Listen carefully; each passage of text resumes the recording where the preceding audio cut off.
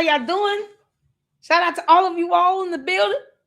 Y'all make sure y'all come in and hit that like button like you mean it. Smash it like you mean it. Thank y'all so much for tuning in. Just got through with a fantastic live. Checking out Robbie's Starbuck. And he just laid it out for 56 good whole God blessed minutes. So we are back here again with special guests. You guys make sure you come in. Everybody speak to everybody. Shout out to you, Lynn. I appreciate the support here with the new membership. Thank you, Mindy. What's going on? Jeep Lady, welcome all back. Welcome all. Welcome all. I wanted to make sure we broke up the last live from this one. Of course, the previous one was not scheduled, but we here, y'all. We are here, and we got Jared from Continue Freedom with us. We're about to have a good time, great discussion. I want you all to make sure you come prepared with your questions. Anything you all need to know. He said there are no restrictions or limitations. Ask away, ask away. Thank you all so much. What's going on, D? How you doing? Oh, what's going on? Thank you so much. 250 gems, laughing disco. You guys, listen here. I'm excited. I love to be able to interact with content creators across the board. And we have a first time up in the LLC. It will not be his last. All right. Give a shout out to Jared with Continue Freedom. How you doing? Hey. Doing all right. How are you doing? I saw Lynn down here became a member, and Lynn's over on my channel too. I love this. I love the crossover. I was watching your last live, and of course, the whole time, as is the case on this show. And it's so familiar. You see all these wonderful people, and it's like the interaction's fantastic. I love it. Oh yeah, absolutely. I've only been reporting on Candace, heavily like this since around last year September when Charlie Kirk lost his life. So naturally, she came off like she really cared and was really sympathetic. And then she did this whole switch thing. And then now we get this monstrosity that we're hearing and seeing. How long have you been on YouTube? How long have you been addressing her particular, as a topic? Well, I'm like a lot of folks. I was very pro Candace because Candace was, when she was tied to TPUSA, when she was, she was working for the Daily Wire, she was doing all that. I was, I enjoyed when she would stick it to the left sort of thing. That was her stick or whatever. And so I, at that time, I would bring her up on videos.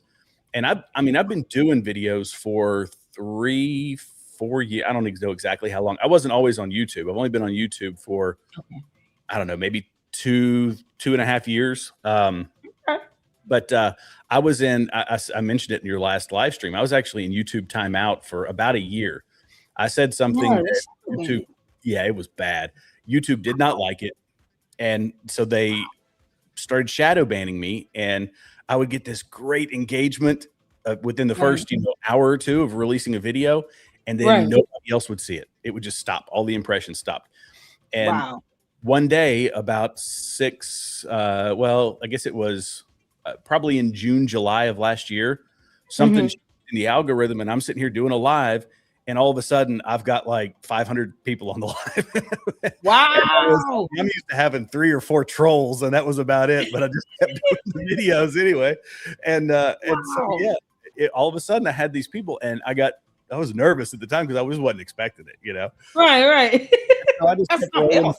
I was like, whoa, where did all this viewership come from? And ever since then, my channel's actually been growing a little bit. So that's been nice. But I say all that to say, before I was just talking mostly politics, culture. That's still what I talk about most of the time. Okay. But I really started talking about Candace shortly after, once she started launching into all the crazy conspiracies right after Charlie Kirk's assassination. That's when I thought, okay, this is something I could already envision how it was just going to go out of control. Like it was just going to go nuts. Yeah. So doing what you're doing and what content creators are doing, trying to head off all the lies and the deception and the confusion and all that, you kind of have to do your part. Like that's really what it is. Yeah, so, absolutely.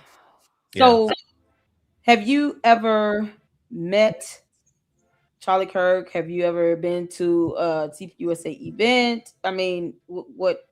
No, no, I haven't, but I've been following it closely because I always, I kind of sat in awe, I think like a lot of people did, about Charlie Kirk and how he, um, well, okay, the conservative movement in general, just how it was shifting so rapidly because of that guy. I mean, he's the guy who got Donald Trump elected president, period. Like in the story, he was responsible for whatever it is, 2.5, 3 million votes.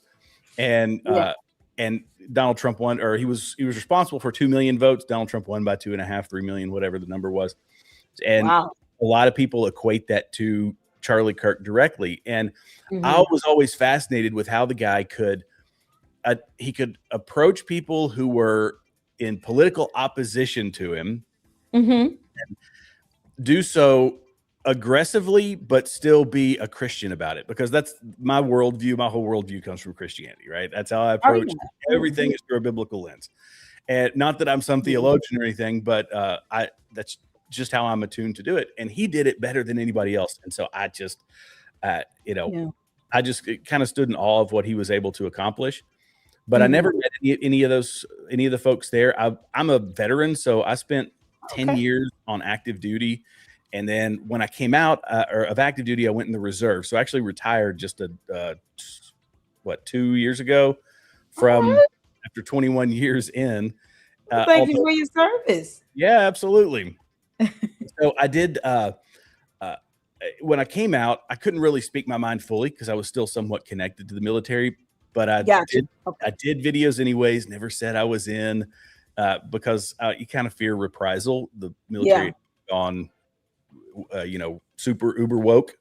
Yeah. But anyway, I when I got out, I started getting connected with a lot of Christian organizations and doing some contract work with them and all that, but never really in the political space. Other than some of the organizations I've worked with, they do advocacy. So they're doing Christian based advocacy in DC and other places like that to try to make sure, or try to get legislation to have a Christian bent put to it. But I never really was involved with political activism other than on social media. Gotcha. Okay. Yeah. And I mean, you said you were Army, Marine, Yeah, I was Army. So I Army. was, yeah, yeah. So now you have this clown of a Candace, and just in case anybody is new here and you're wondering why I say her name that way, that is how her cult members spell her name. Candice. So I'm like, oh, okay, Candace. I wonder We'll where that go came with it. from. I've heard you say that. I was like, where in the world did she get Candace? I need to know the They story. come in and spell it that way. We just go with it. I didn't even have to ask you. Oh my God, the cult members say you can't even spell their own cult leader's first name. Lord have mercy.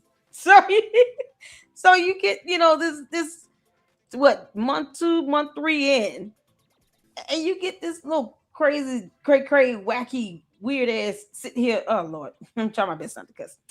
They're sitting here talking about the U.S. Army, the military is involved. Hearing something like that. I mean, did the blood boil like mine did? Because I was so pissed. I did a live stream in the car. Yeah. I was like, I can't. The audacity. Man, tell me what you what went through your mind when you heard that. Well, I will tell you. So you actually, something that spurred me looking up a quote, because I couldn't remember it exactly. It was your last Uh, stream, the one that you were just on. And uh, you were talking about how, of course, we know this. She's woven all these conspiracies and all these people that have been involved, and yep. it's this massive web. Like hundreds of people, if not thousands of people, would have to be, from the defense to the prosecution to the FBI Yep. to the Utah State Police to all these people would have to be in perfect lockstep. And there's a guy, his name is Chuck Colson, and he Mhm. started something called the Colson Center for Biblical Worldview. And what Mhm. they do is they train people in, uh, I think it's a lot of different facets of life. So it could be Mhm. law, legal, or politics, or medicine, or social work. I mean, just about anything, that any industry you could be in. And here's how to look at everything through a biblical worldview. Well, he got famous because he was in the Watergate scandal, and he went to prison. And when he went to prison, he became a Mhm. Christian. And this is the quote. He said, I know not to get too biblical on this, but it's Oh, you interesting good? because it does tie into the conspiracy side of this. He said, I know the resurrection is a fact, and Watergate proved it to me. How? Because 12 men testified they had seen Jesus raised from the dead. Then they proclaimed the truth for 40 years, never once denying it. Everyone was beaten, tortured, stoned, and put in prison. They would not have endured that if it weren't true. Watergate embroiled 12 of the most powerful men in the world, and they couldn't keep alive for 3 weeks. And I thought, what better example to say that the bigger the conspiracy gets, the less likely it is. They didn't even live for 3 weeks. It's so true, though. It's so true. The bigger Amen to that. the bigger it gets, the more ludicrous, but the more exciting for her followers. It really is. It's the more exciting it gets for them, and the more intrigue and people get sucked into that. And I always use the analogy that we, those of us that are trying to expose the truth and tell people, like, fine, ask questions, but there's, like you've said, there's a difference between asking questions and making allegations. And all of her people are like an arsonist walking through the woods, and they're just flicking matches into like the dry underbrush, and we're the ones going behind them trying to put it out with fire extinguishers, and that's all they're doing. We have to expend all this energy just saying, nope, this isn't right, and here's exactly why. And and here's the thing, it's like I tell people all the time when it comes to my approach on this, at the end of the day, it's the hashtag Mala for me. Mala. Make America laugh again. Because there is no way you can watch this girl do anything. God help us, we're going to do a watch party on that Sean Ryan interview. Oh, that thing is 4 hours. Oh, it's 4 hours, Lord. But at some point, I end up having to close out on something comical. Because if not, everybody gonna walk away with a headache and be mad and angry. And it gets to a point where she's recycling this stuff. People like Candace, I don't think are very difficult to figure out. It's all about everything being fake and gay to her. So the idea of her fake it till you make it, stepping on the backs of others to get to the top, and then not care about the damage caused, she has no emotions towards that at all. She has no thought towards any of that. And when you speak about, because I'm apolitical, I'm like, I should be able to just kind of be able to talk to both sides of the aisle. And at the end of the day, I say it like this: when you stand before God on Judgment Day, He's not going to ask you who you voted for. That's kind of what keeps me, in that neutral stance, because I want to be able to tell the truth no matter what, and not be politically motivated one way or the other. But I always do ask this of people, who are conservatives, Republican, Trump supporters, all the things that Candace professed to be. When are you all going to kick her out the club? Yeah. When are you going to revoke her membership from the barbecue? Yeah. What do you think is keeping conservatives in mass, especially the ones that have podcasts like that, Megyn Kelly and Brandon Tatum's and the crackhead Mickey Mouse, like all these people? When are they going to get kicked out the club? That's a good question, and I think that there's a certain number of people who are afraid to break up the coalition, if you want to call it that, because that's the thing. Conservatism over the past conservative politics over the past 3 years, 4 years, really, well, it's been longer than that. It's been since Trump got into the whole thing. But the tent has grown. I mean, everybody kind of acknowledges that. And so we pulled in a lot of people from a lot of different views, and the tent got really big. And when you've got a big tent, you've got disagreements. And that's one way that the right is different from the political left. The political left is very unified. Even though you've got the communist and socialist side of it, you've got the moderate left, center left type folks that are still going to vote Democrat, fine. But they don't, when it comes time to vote, the left is unified 100% of the time. The right isn't. And so I do think there's a faction of people that want to keep it somewhat like they just don't want to break it apart. There's other people who have, myself included, who say that I don't think Candace Owens is a person on the right. I really don't. I don't think she's a conservative. I don't think that Tucker Carlson is a conservative. I don't think Mm-hmm. A lot of these people that have popped up Mm-hmm. are actual conservatives, which fine, but just say that. And, Yeah. that's the thing. If somebody is, cosplaying something on the internet, Exactly. I'm like, I don't want that. Just tell me what you actually think, and that's fine. We'll debate it. We'll do, whatever. Exactly. And so I get into the politics of it because another big concern of mine is just where we're going as, I don't know, a lot of the morality in our country. I worry a lot about that. Not kind of worry about it. I worry a lot about it. Yep. And it's the politics and culture has kind of come together, and I look at people that are biblically minded, and a lot of them don't want to engage in the politics because they say that it shouldn't be. And I kind of say, well, we've always engaged in the culture, and now that culture and politics have come together, we kind of have to get into the politics, even though that stinks. We have to. Okay. This is a long way around your question. No, you're fine. You're fine. Sometimes I You're can't shut up. That's my problem. No, you're good. We're here for this. We're here for this dialogue. Go ahead. Yeah. But I just don't think Candace is. I think she rode the coattails of a popular political movement to get her power. Basically, that's how she got where she is. She rode the coattails of Charlie Kirk. She rode the coattails of Ben Shapiro, and she glommed onto him. And the moment that she had enough to break away, she did, and she went against them. And now she's really showing just where she has no moral foundation in any of the stuff that she's doing. It's clearly, in fact, I was just looking a while ago, during your last live stream, I was combing through X, and she is making the same allegations against Erica Kirk, similar allegations that we make against her, that she's a grifter, that she's in it for the money, and basically saying she didn't have any notoriety until she married Charlie, or until Charlie was killed. And so she's in it for the money, sort of thing. That was what she was implying. I was like, good grief, woman. What the heck? What in the world? It's just hateful stuff. And I just don't like getting into the hateful. You know what I mean? Yeah. Buy people's fruits, right? You're going to know. Exactly. You'll know who they are. And hers are just rotten fruits that'll give you a gut ache. Okay. Listen, why do y'all think we coming up with this hashtag Mala? We gotta laugh at some point. Exactly. 100%. We gotta laugh at some point, because if not, you be walking around here angry. Here's the thing with, when it comes down to it, it's for me, looking outside in, Candace she doesn't really seem to have much of morality from the beginning. When she we went over one of her interviews, right? That she did, one of the first major, I guess, interviews she did with Russell Brand.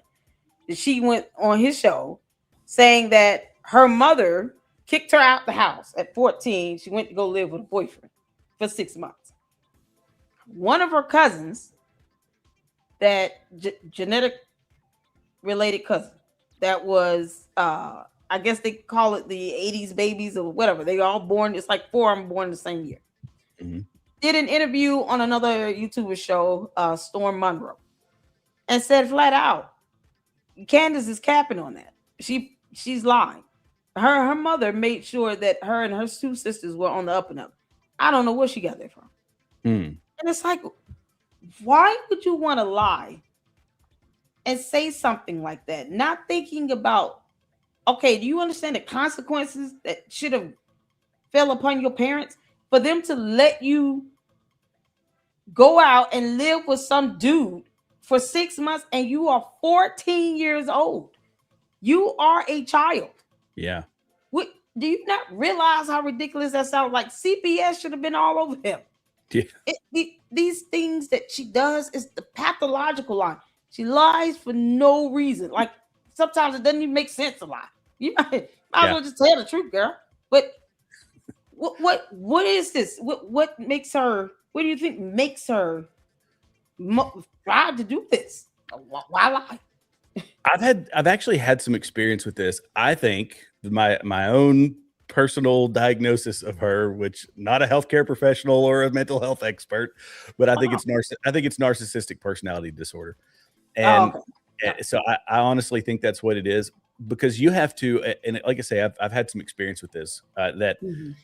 people who suffer from that, you cannot, there's no way, there's literally no way. It's why so few of them ever get any help, that you'll ever convince them that they're wrong, that the things that they did were wrong, the things that they said were wrong, that even in some cases they will actively erase from their mind things that they did and say that it never happened, and they will go to their Mhm. grave believing it.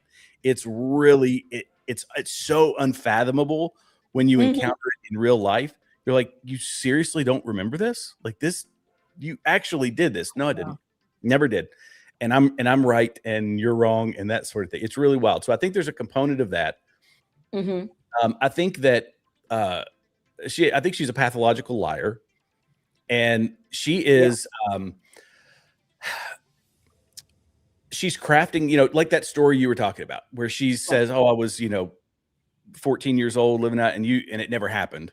Right. But she created the story because for whatever reason in that moment in time, she probably thought, this is what I need to create a backstory that helps make me Mhm. look a certain way.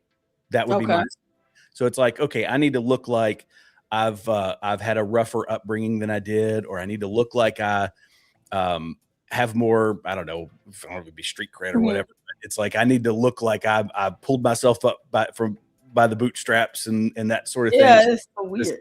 And so it's just building fake. It's just building a fake story. The left, people on the political left do this a lot. Mhm. Again, I'm a conservative, so I hope Gotcha. I understand. I'm not here to ruffle feathers on that stuff, but just to give you my perspective, You're people fine. will. It's like Elizabeth Warren when she said that she was part Native American and she wasn't, or it's like Yeah, that was a stupid lie. yeah, I lie about that. people try to or like AOC or Hillary Clinton changing their accents and things like this. It's just Mhm. being a chameleon for the Mhm. sake of validation, votes, whatever. I think that's what a lot of people do in that world. And I think she has a lot of audience capture. You listen Mhm. to her and she says, "Oh, it's all the mommy sleuths and it's all the people out here that are giving me all this great data." And she's validating the audience, but they're feeding her stuff it's a self-licking ice cream cone. This is Right. what it is. And so they're Yep. feeding her stuff that fulfills her worldview. She Mhm.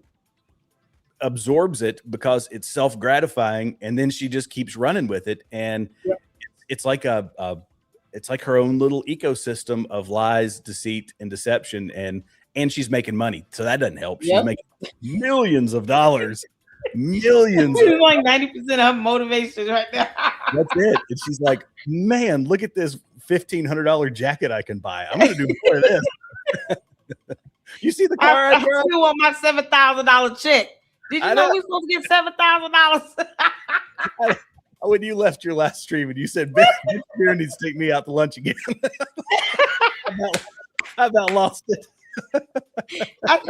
We sent the photo.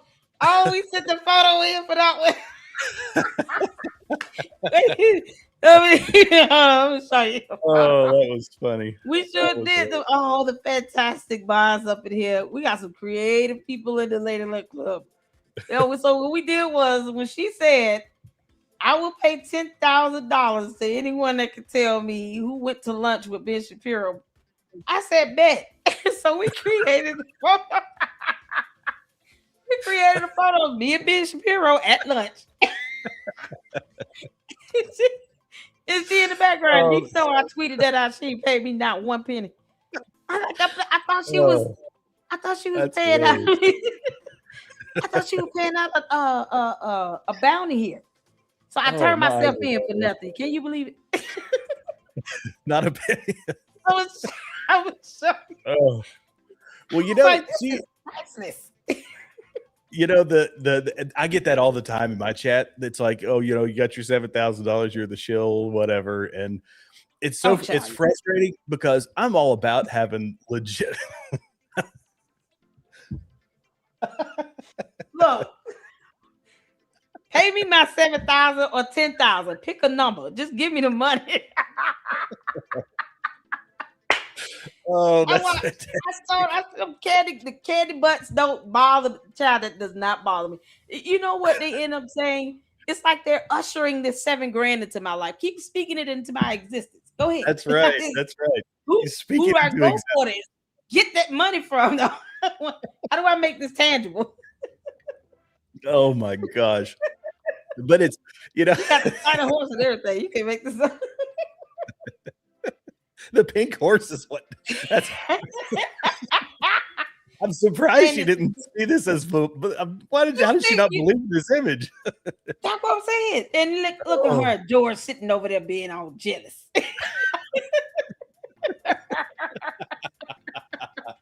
I just saw that. My screen is small. George. Huh, George sitting there being all jealous. He was so big, man. Candace, where's my money? I want my money. Oh my gracious. Oh, this is the stuff that we do, man. We have fun. You know, but I love it. If not, like, literally my eyes are watering. I'm sorry. Why would she create a bounty for somebody going to lunch with Ben Shapiro? Where would we get that from? Like, you understand what you're doing? That's how you get into this territory where you start putting people's livelihoods and safety in danger because I'm gonna pay $10,000 because you went to lunch with Ben Shapiro. He could go to lunch with whomever he want to go to lunch with. What are we talking about here? It's like, care about Felicia. What are you doing? Well, it's like, and she takes such a dark, so she'll do that, and people say, oh, $10,000. I'll see if I can find a picture of it. But it's that it takes a dark turn on her side so often. Like you mentioned it before, and I actually talked about it in my last stream.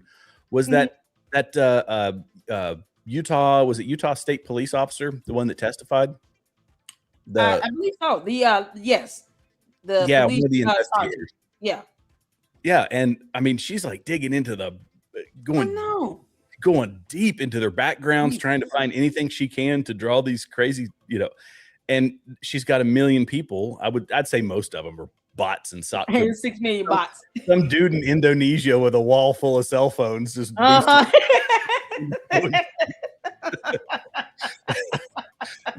but there are some call centers. Call centers, yeah, that's what it is. Oh my gosh. But no, there are so many people. There's there could be 1 million whatever people. And I say that she's radicalizing a lot of people like they have radicalized people politically. Yeah. She's using a lot of the same tactics. Absolutely. Anybody who wants to radicalize somebody politically. And this is, didn't somebody say that Robbie Starbuck was he doxxed or was he I saw in the comments that he was getting death threats, which is kind of like their MO now. Candace is acting like Tyler Robinson. What do you mean? Death threats? What? Like that's such a signature move of people who are radicalized and then people who don't value, freedom of speech. Like defamation is not freedom of speech. That's not protected by the First Amendment. Anything where you're saying or you're putting people's information out there, their relatives, she's going into grandparents and parents and siblings and uncles and all this stuff. We don't need to know who these people are. The judge is not going to sit here and ask that police sergeant to give a full profile in order for them to testify. And they're testifying. So not only is she being a police sergeant, a covered or a protected person, she's also testifying in a criminal matter. And on top of that, her relatives are all private citizens.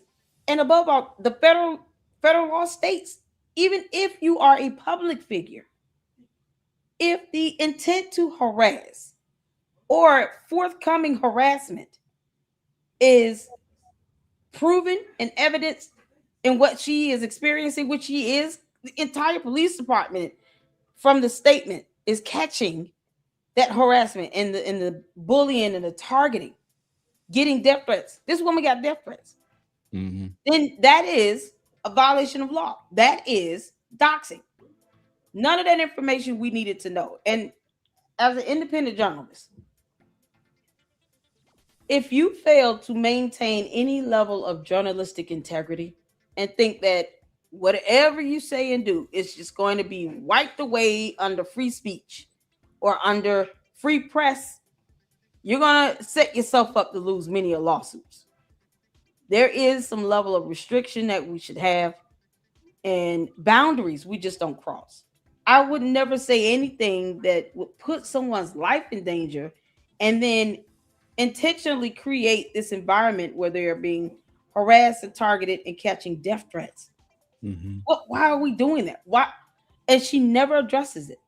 People Yeah. are in jail because of Candace because they're saying she's the reason why I did this and did that. She's that motivation. You Mm-hmm. know, she's the one that's been talking about how bad these people are. When Jewish conservatives, like 3 or 4 Jewish conservatives, one of them being Laura Loomer with Docs last year, she didn't denounce that at all. She never does.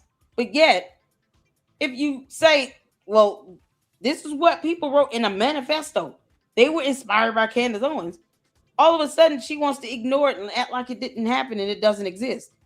You brought this stuff upon the people that are being victimized with this targeted cyberbullying. And because they're keyboard warriors, bots, people who don't care behind a screen, they think they can just do it and get away with it. That's not how it works. And at some point, it's time to hold her accountable. Yeah. And that's the problem. She has not been held legally accountable for that yet. She has not been sued or charged because of her docs, and she's been doing it for 8 years. Had a whole website. Yeah, that was the one, the social autopsy. That website was. I actually never knew about it. I never, and this is the laziness of a lot of people, and I had succumbed to that. That we buy off on somebody like Candace on the conservative side. We bought off on Candace because Candace was on our side. A lot of people did it with the Tate brothers, and the Tate brothers are going to, they're getting sent over to UK, and they're facing all the criminal charges that the court of law is gonna hash all that out. But we latch on to anybody and everybody, and we don't do our due diligence, and we think that just because they've come to our side of thinking that okay, they must be good and all sins forgiven. Well, that's that might be the way the the Lord works. Not how we work when you've been doing illegal stuff. And I mean, you brought it up, the 18 U.S. Code 119, that it is a law that even if you are a media personality, social media personality, and you spread somebody else's personal information and put them at risk, that's illegal. It's highly illegal. And she doesn't seem to care, and she acts with impunity. So I hope that I'm really hopeful and fairly confident that she's going to do it to the wrong person, and it's going to be somebody with resources. Yep. And they're going to go, they're going to come after her legally. And she's, how do you think, because I haven't been following it super closely, but the Macron thing, do you think that's, how do you think that's going to turn out? Do you have an opinion on that one? I do. I think they're going to win. At the rate she's going with having now the third reschedule, and she's set for court on Monday. I went through the lawsuit and I went through her motion to dismiss. I think Jay Witt, my brother in Christ, and I covered the amended response to the amended complaint. And what they're saying is, well, listen, the jurisdiction of this court, of this matter, does not belong in this court because she physically does not live here, but her LLCs are registered there. They're incorporated there. And that's where the money is flowing. It's flowing through those LLCs, that Candace Owens LLC and the Georgetown Inc. And so we went and actually went over like the taxes for Blexit and found a connection of Blexit to Parlor Inc. LLC that George Farmer owned. Yeah. It's like the law states if you have an LLC there to which what you're suing for, the grounds on which you're suing for is sufficient. And what you're seeking, they're seeking the damages. They know the money is connected to those LLCs. So suing the corporate entities at the very least ensures that when judgment is entered against her, because I strongly believe it is, because they're bringing scientific evidence. Um, they know what they're working with when it comes to her assets, her income, revenue. That's flowing through those LLCs even the more. Plus, the defamation itself, even if she's saying I was physically located in Tennessee, she also made merch and she defamed them on YouTube, on the internet. Her YouTube channel is registered to Candace Owens LLC. So the money you've made from defamation is why they're pursuing the matter in that state where the LLC is registered. Okay. Because the words may have came out your mouth, but they broadcast it over the internet on her YouTube channel, registered to Candace Owens LLC, and on merchandise that is under Georgetown Inc. So they're saying you made money off this defamation, and you made money from these two corporate entities. So, yeah, no, we have the right to pursue this matter here in the state of Delaware, where your LLC and Georgetown Inc. is incorporated. You can be wherever you want. No one told you to get on the internet and defame us. And the internet, you can't restrict that broadcast on the internet and say no one in Delaware heard defamatory videos. That's not how that works. So internet communications is considered interstate. It crosses state lines, and there's no way for them to reasonably, like her defense attorney, to reasonably say this jurisdiction does not belong here, even though the far reach of her broadcasts, of her videos, they're international. It goes all over the world. People watch it all over the world. It's not limited to Tennessee. Yeah. So your defamation, you profited from it. Now you got to pay us.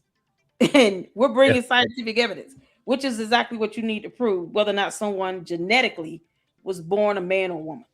Right. So I think that scientific evidence is going to solidify it for them, whether it's by DNA or Brigitte Macron gets ultrasounds or something that can be, verified and authenticated by medical experts. But when they said they were bringing scientific evidence, I said, oh, they plan on sticking this. And aren't there pictures now of her with her brother? Like there's actual photos of her with her brother. Isn't that the case? Wasn't that the argument? Yeah. So it's like you're trying to say that she was her brother and she didn't give. The idea of you taking away this woman's motherhood is disgusting. That woman had 3 kids and has grandchildren. What are you doing? You can't just say because you think she looks like a man that she was genetically born one, and you don't have the scientific evidence to support it. Yeah. But she's gonna bring it. So even better. Make some good money saying that though. You paid. She said he did what, 8-part series? Everybody talking about Lady Luck, you ain't seen it. I don't want to see it. I want to see that. That girl give me a headache. We already got to do the Sean Ryan interview. Like this is not. What am I gonna be watching? Because at the end of the day, Candace doesn't know how thunder works. She doesn't know the freezing point of water. She doesn't believe in the moon landing. She doesn't believe in the dinosaurs. Like science goes over her head. What are we talking about? The thunder and lightning. Was it, okay, correct me if I'm wrong. Wasn't it one of her staff that, so she believed that, and one of her staff confirmed it, but it was her husband who said, no, that's wrong. Isn't that how it went? She said her and Savannah did not know what thunder was. Savannah works when it works for, right? Yeah. But she's saying that Savannah didn't know what thunder was either. Like, girl. That's the problem. Wrong. That's the problem right there. She's hiring a bunch of idiots. Thank you. I always say this. This is what happens when you keep a bunch of yes men around you. You can't do that. You cannot keep. Listen, my moms will tell me in a minute, Lady Luck Club, you might not want to do that. Jay would have called me and say, you trust me, Lady Luck? Yeah, go ahead, Deacon. You might want to take that post down. Take the whole thing down. That ain't gonna work. Come up in the YouTube benches, get out the YouTube gutters, girl. And I take it. I love Jay. I love Jay. He's such a good dude. He really is. But I enjoy watching his content. absolutely, I do Yeah. too. And he and I have reported on topics. We share our audience. It's an absolute blessing to have people like that in your Mm-hmm. corner that truly want the best for you. You would think that George Farmer would come out and just say, "Look, don't make me a sandwich," and just and that's it. Like, because this is gone far enough. It's like when is the stopping point going to happen here? And Yeah. where is he at? He's the man of the house, ain't he? It's He's in that letting this happen. well, I mean, a lot of people wonder if he is the man of the house. George, Not making any accusations. I'm just saying. George, Just you coming out the closet? Come out the closet, George. George. It says like, his mother's got to be so mad at him. I can't believe you married this heifer.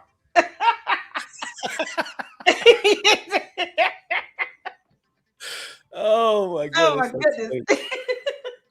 So Oh, that takes us. he gives me the creeps.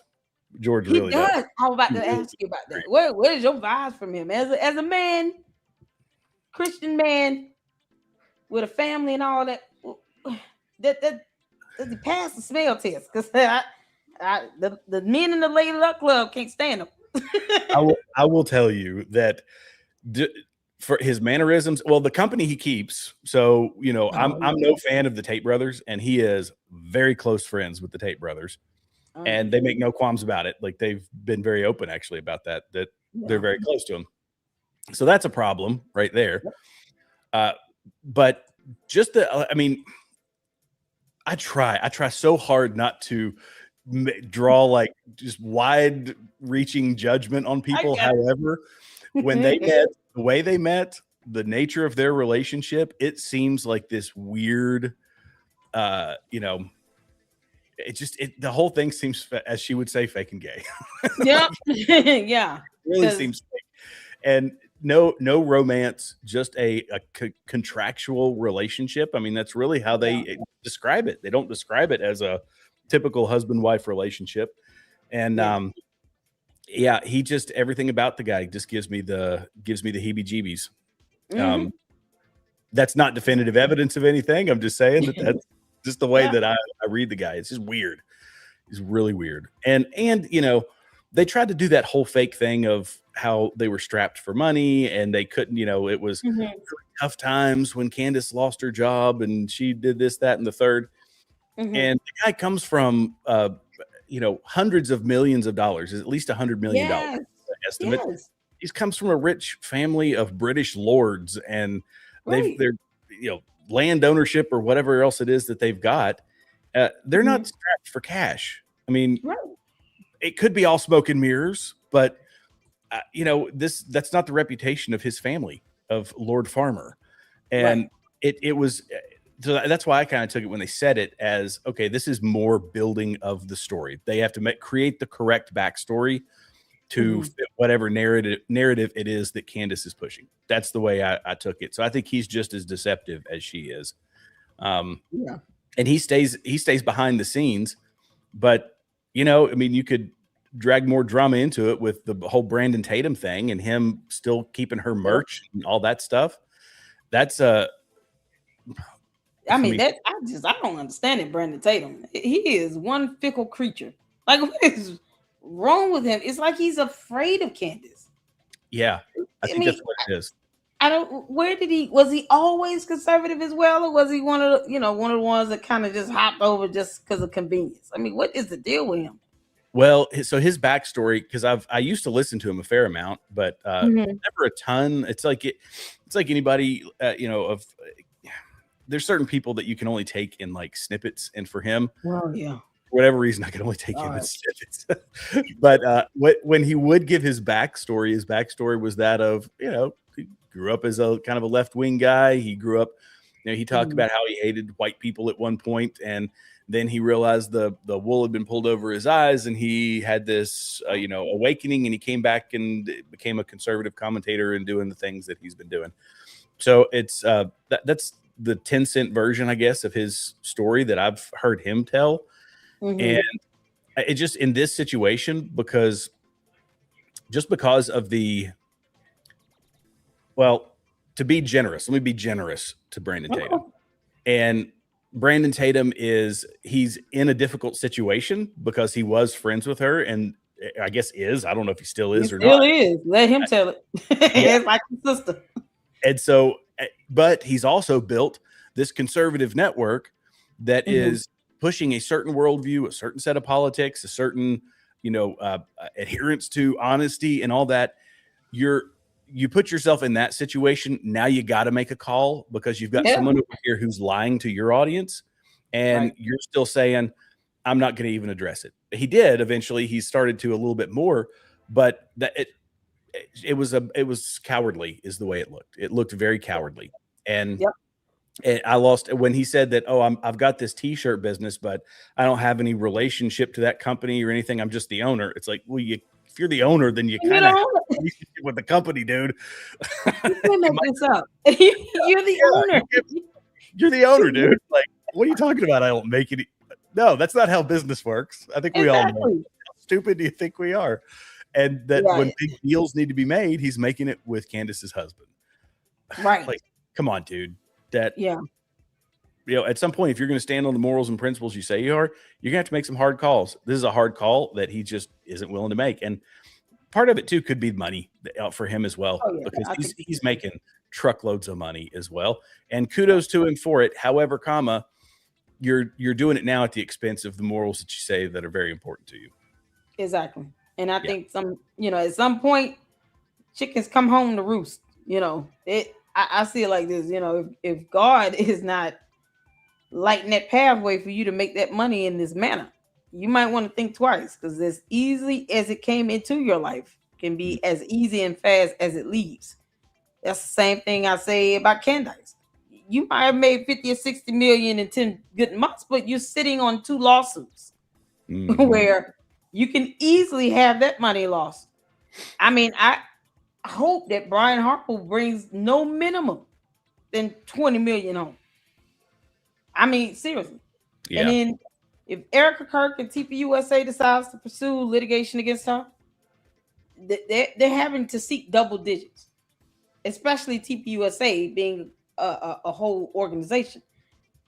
And it will be well deserved, because the defamation, that even if you are sitting here and you giving your opinions about something, you crossing into the realm where people are now catching these death threats. They're being targeted and bullied. We looked at a Facebook video of a young lady who worked for TPUSA, and she said, she attended UVU, and stated, and this is in the live stream from last night, and she stated flat out, like, Candace, the interaction she had with Candace was not pleasant. Candace was stuck up. She was making demands of people. She had a nasty demeanor, and she just snapped, like, was real snippy and just wanted to go to her room. Didn't want to hang out. But then she talked about how, but Charlie Kirk wanted to go to IHOP with us. They went to breakfast and all these things. And it's like hearing night and day here. And then it makes you wonder, like, okay, what did Charlie Kirk see after a minute? You think he would have seen the real deal, right? He would have seen, like, okay, we peel back these onion layers. Now look what we've got left. And she was only there for 19 months. Why do you think he never really said the things that we're saying now? Why didn't Charlie Kirk say this about Candace Owens when he was alive? That would be my question. Well, did you watch Gary over on Jeremy Boring when he was on his show? I didn't see the full. I think we watched a video clip of it, but I didn't see the full live. So one of the guys that was on there, gosh, what's his name? Is it Michael Mallet? No, it's not Malice. I think it's anyway. There was one of the 3 guests that was on there. It was Will Chamberlain, it was Gary, and then one other guy, and I think it's Michael Malice or Malik. I forget his name. Anyway, and Okay. he told a story that he said he had never told before, where he was hunting with Charlie Kirk. They used to be hunting buddies, and so Mm-hmm. I guess they'd gone, I don't know, dove hunting, pheasant hunting, something like that. And he had just, it was a huge release. He said when Mm-hmm. Candace was up and coming, she was becoming famous, but she didn't have any of the deals. He said, I knew that she was going to be talented, and I knew, or that she was going to be famous. I knew she was talented. And he said, having a frank conversation with her, said, what happens if your car breaks down tomorrow? And she said, oh, I'd be in trouble. And he said, well, how much do you need to get by every month? And I'll help you out. And he did this because he saw her as this firebrand that was going to be, somebody in the future, somebody that's famous as she is now. And she Mm-hmm. said, I don't know, $1,000 a month. And he said, I'll give you $2,000 a month. And she said, what for? What do you want me to pitch? And he said, nothing. I just want to make sure that you can get through this period of being famous, but not having all the resources that come with internet fame. Mm-hmm. Everybody talks about these gaps that you become Right. famous. Everybody wants you to have you on their show, but you got to buy plane tickets and you got to get to these places. You got to travel around, and you're not really making that much money. Right. Your expenses far outweigh what money you're making. So he gave her money for nothing. He wrote it out of his nonprofit. And Wow. he said it was like a month or two later that he got the most derisive, hateful text message he's ever got in his life. Don't you ever talk to me again. I know what you're all about. And you're this. So it was this vindictive text message. And he was with Charlie when he read the text message. And he said something to we could watch the clip, but it's something to the effect of, I've never gotten a text message like this in my life. And Charlie raised Mm-hmm. up his phone and he said, some people just don't change. And the implication was that it was a text that he had gotten from Candace. Now, to also bring another person into this is Tim Pool. You know who Tim Pool is, the Yeah. commentator? Simple. Yeah. Yeah. Yeah. Tim Tim Cass. Pool, Is that yeah, Tim Tim Cass. Cass? His name? Okay. Cool. Tim Pool said, this was, I don't know how long ago it was, several months ago, that Mm-hmm. he has seen, he said he hasn't released it. So take it for what he said. It's kind of that whole take my word for it sort of thing. So we Okay. can approach it with whatever skepticism we want. But he said, I can tell you that I have seen the text messages that say that Charlie hated Candace. And he said, I can't say who it is. This person doesn't want to be doxxed. I've read the messages. I've seen what it is. And I guess it was in a text thread or something like that. And so he has made that claim. So now there's two independent people saying that she's not who she says she was, but also that Charlie Kirk had major issues with her. And this was shortly before his assassination. So Wow. I think Charlie was such a diplomat, and Mm-hmm. he understood the coalition building that needed to go on. And Mm-hmm. all my assumption and how I've kind of read the information that I've seen, that he wasn't going to air that stuff in public, and Mm-hmm. to whatever end. I guess he was trying to just be more tight-lipped about it, I guess. Wow.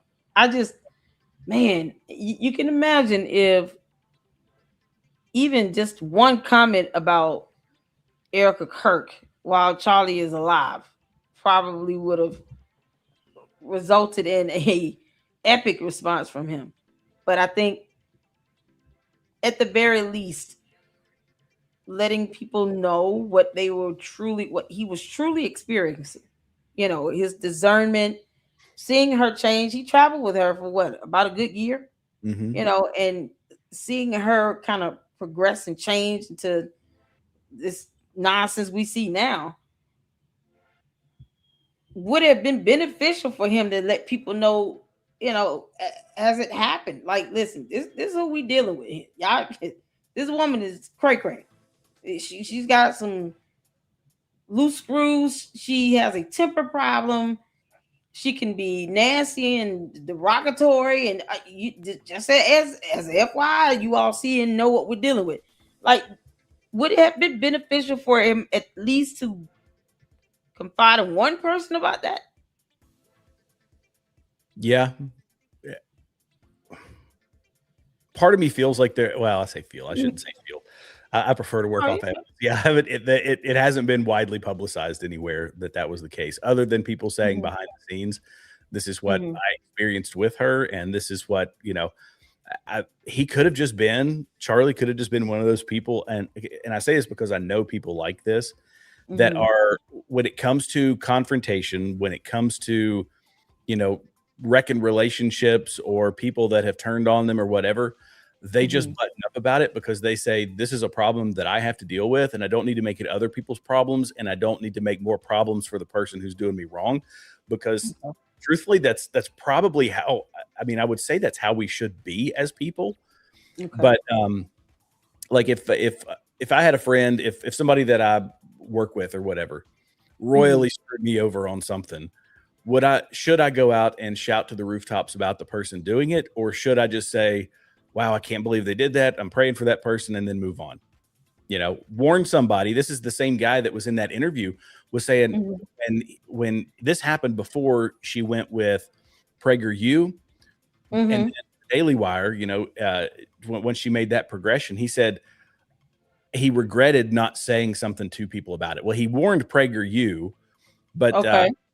I guess at PragerU they didn't heed his warnings, and then he Wow. tried to do the same thing to the Daily Wire, and he thought, "Oh, my poor friends over at the Daily Wire," but at that point he had just kind of backed out of it.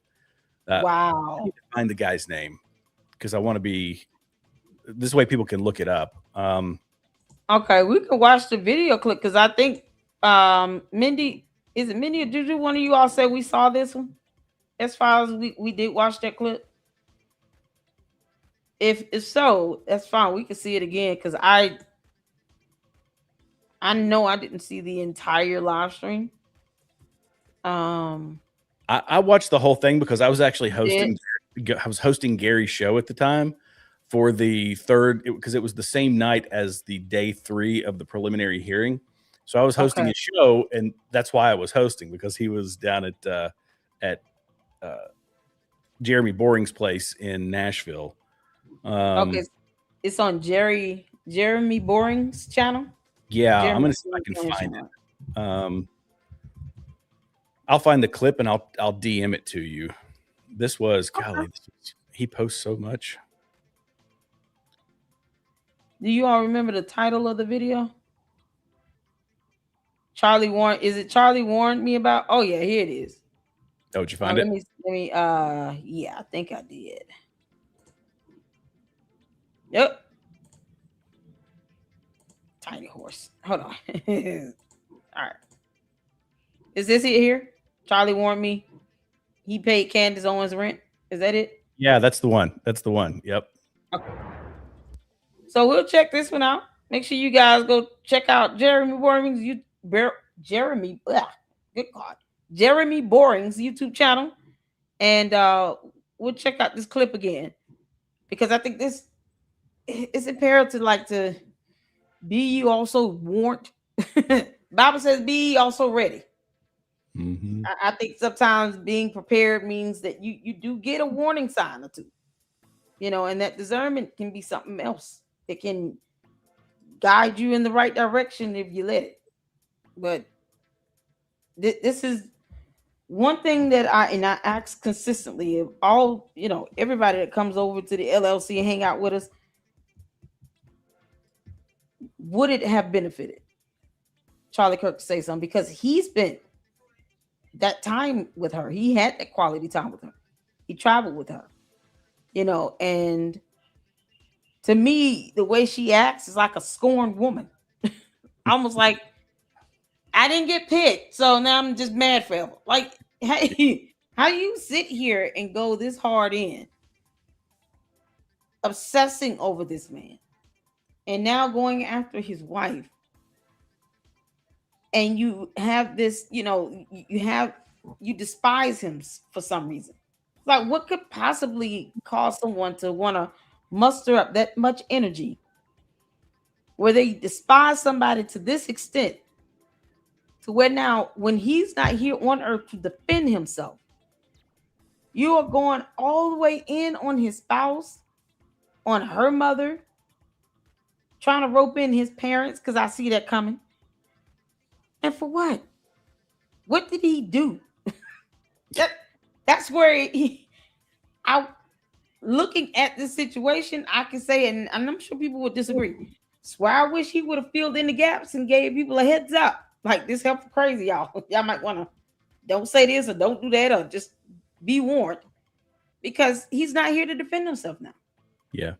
And all the stuff that she's came up and just in the most despicable, egregious manner is dragging him and his company, his spouse, his kids through the mud. And for what? If you don't like him, you hate his guts. Why do all of this? Oh, so much energy wasted into this. But I do understand if he wanted to keep the peace. But I think there should have been something put out there to kind of help fill in these gaps. That way people could say, no, you saying this, but here's what he said in this video. Or here's what he said in this post. That way he can have this level of defense. Otherwise, she's just cannon. And you know, by his, if we put ourselves in his shoes, he probably could have thought, I need to figure out the best way to deal with this, the most diplomatic way to deal with this. And he was going to live for another 40 years in his mind, or 50 years in his mind. Yeah. So it's like, I've got time to deal with this. And maybe that's a valuable lesson to us is, you know, we're not promised tomorrow. Like, we're really not. We're not promised tomorrow. So yeah, absolutely. Yeah. Well, let's get to this, you all. Hit the 4 when you all can see and hear. Let's go. There were times where I would walk into a conference room to have, you know, some conflict with Candace. We'd be involved in some conflict with Candace.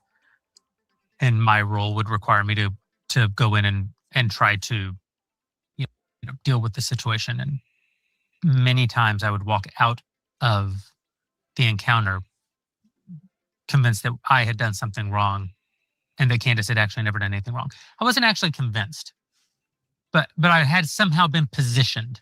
Yeah. She had moved me on the chessboard to a place of, and she does it through all kinds of rhetorical techniques, makes herself the victim immediately, you know, points out to you all the ways that you failed to deal appropriately with her along the way, which precipitated whatever the ultimate event was. But it is a true superpower that she has. Yeah. And she said, you know, if you add to that something that I didn't have with her, but that the audience does, a parasocial relationship, then her superpower is just magnified that much more. You know, everyone in public life has a parasocial relationship with their audience and vice versa. That's just it's the nature of the medium. It's the nature of, you know, it comes with the territory. Particularly though, this has become true in the age of podcasting. You know, it was one thing to have a parasocial relationship with Walter Cronkite. I always think about this great story that Oprah, I like using Oprah story because Candace has told me multiple times that she wants to be Oprah. Oprah told this story once and it always stuck with me, that she was in a super fancy restaurant in LA at the height of her power. You know, this is the late 90s or the early 2000s or something. She's the queen of the world. You know, she's a billionaire. She's certainly the most famous woman in the world. And she's engaged in some conversation with some interesting someone. There's a tap on her shoulder and she turns around and there's a stranger, her eyes as big as saucers. And she says, Oprah, Elizabeth Taylor just walked into the restaurant. And Oprah was offended. And she thought, you're tapping Oprah Winfrey. I'm a billionaire. I'm the most famous woman on planet Earth. You're tapping me on the shoulder to tell me that an actress from 40 years ago just walked into the restaurant? What on earth? And she says, and then I realized, oh, wait.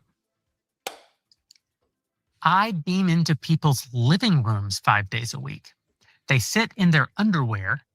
They change their kids' diaper. They nurse their babies. They have the flu and they're in their pajamas. They don't have their makeup on.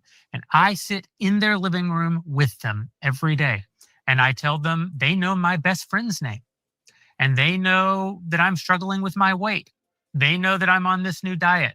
They know that I just wrote a book. They know what book I like.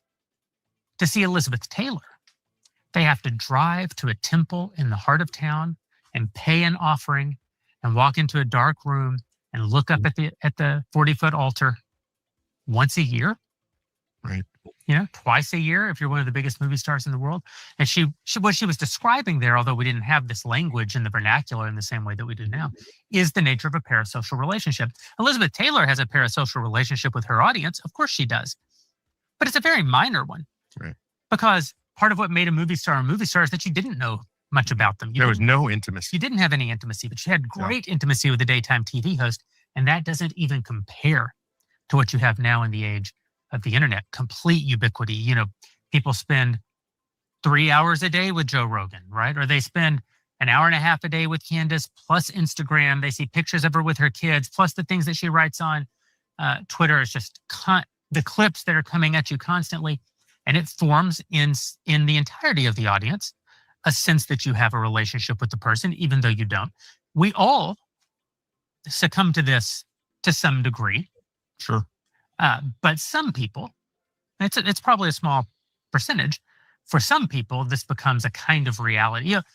Most of us, like it really feels sometimes like Joe Rogan, but you don't. Right. Right. But for some people, I think they actually don't even know that they don't. And so I say that of people like Candace cultivates that in her audience. Yeah. We all experience it. You point a camera at yourself, you're going to experience this to some degree. She cultivates it. And if you add to that the superpower of her personality disorder, I think you do wind up with you wind up in a situation where I would suspect that there are hundreds of thousands of particularly women, though not exclusively, in the country right now, who, if you told them that whole story, hey, you remember when the French took out a hit on Candace and then she just went to Dollywood? They would say, well, yeah, but that's because Candace talked to Donald Trump and he was protecting her. Or, well, yeah, of course, but Candace has the best security in the world. Or, well, of course, but we would never let anything happen to Candace. Or, yeah, let me tell you.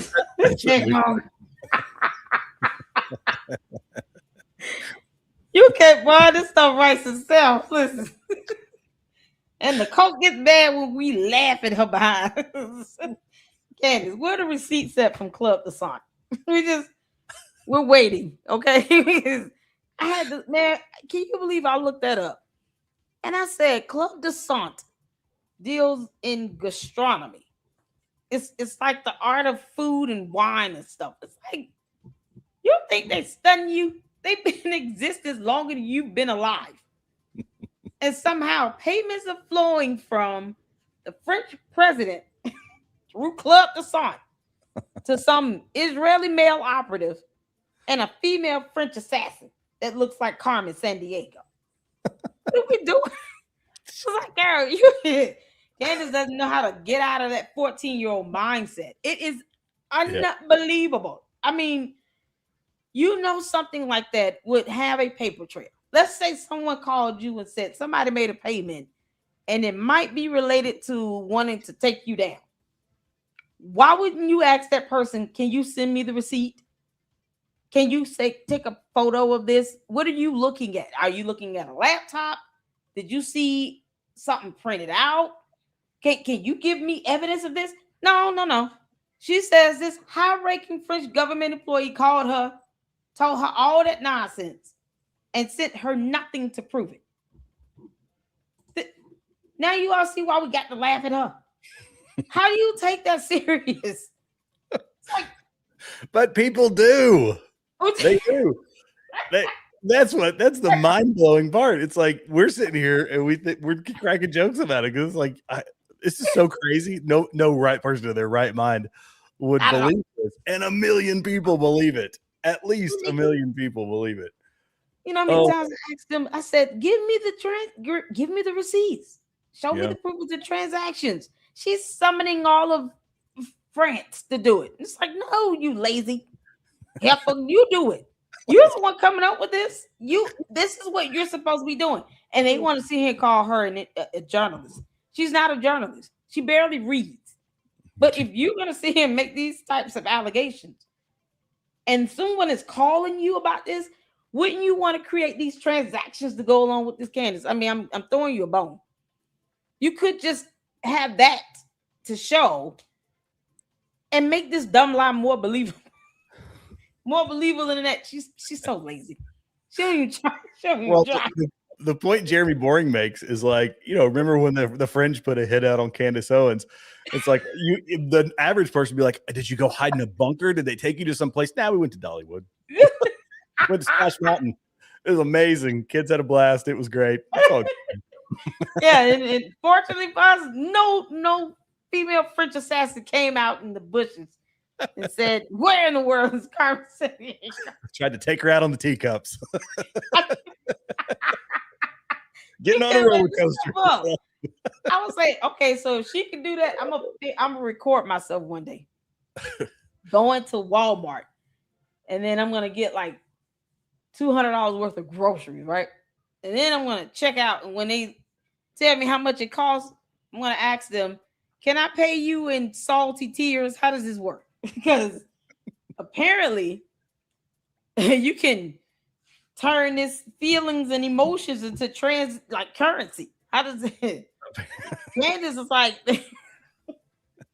you don't have to have any evidence of anything, no proof of transactions. Oh, okay, so somehow you're able to get things without having to show proof, or you go to the store and get something and you don't need a receipt because reasons. So if all I need is 2 bags of salty tears to buy $200 of groceries, we're gonna find out how far that gets us. That's the lunacy of it all. Like, imagine me doing that. That is exactly what I imagine listening to Candace. Her going to the store, racking up 2 grocery carts full of stuff, getting to the register, and then saying, "Can I pay you in salty tears?" Because what is money? You see, like, oh my God, you really are dumb. I think she's cashing in on something that I don't know.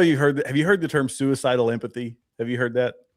I have not. That's a new one. So there's a term called that people are using called. In fact, I bought a book. A guy named Gad Sad wrote a book called Suicidal Empathy, and he talks about how we as a society, like in a grievance culture, we immediately just go to it, and we're like, yes, give all our money, resources to whoever says they're a victim of this, that, and the third.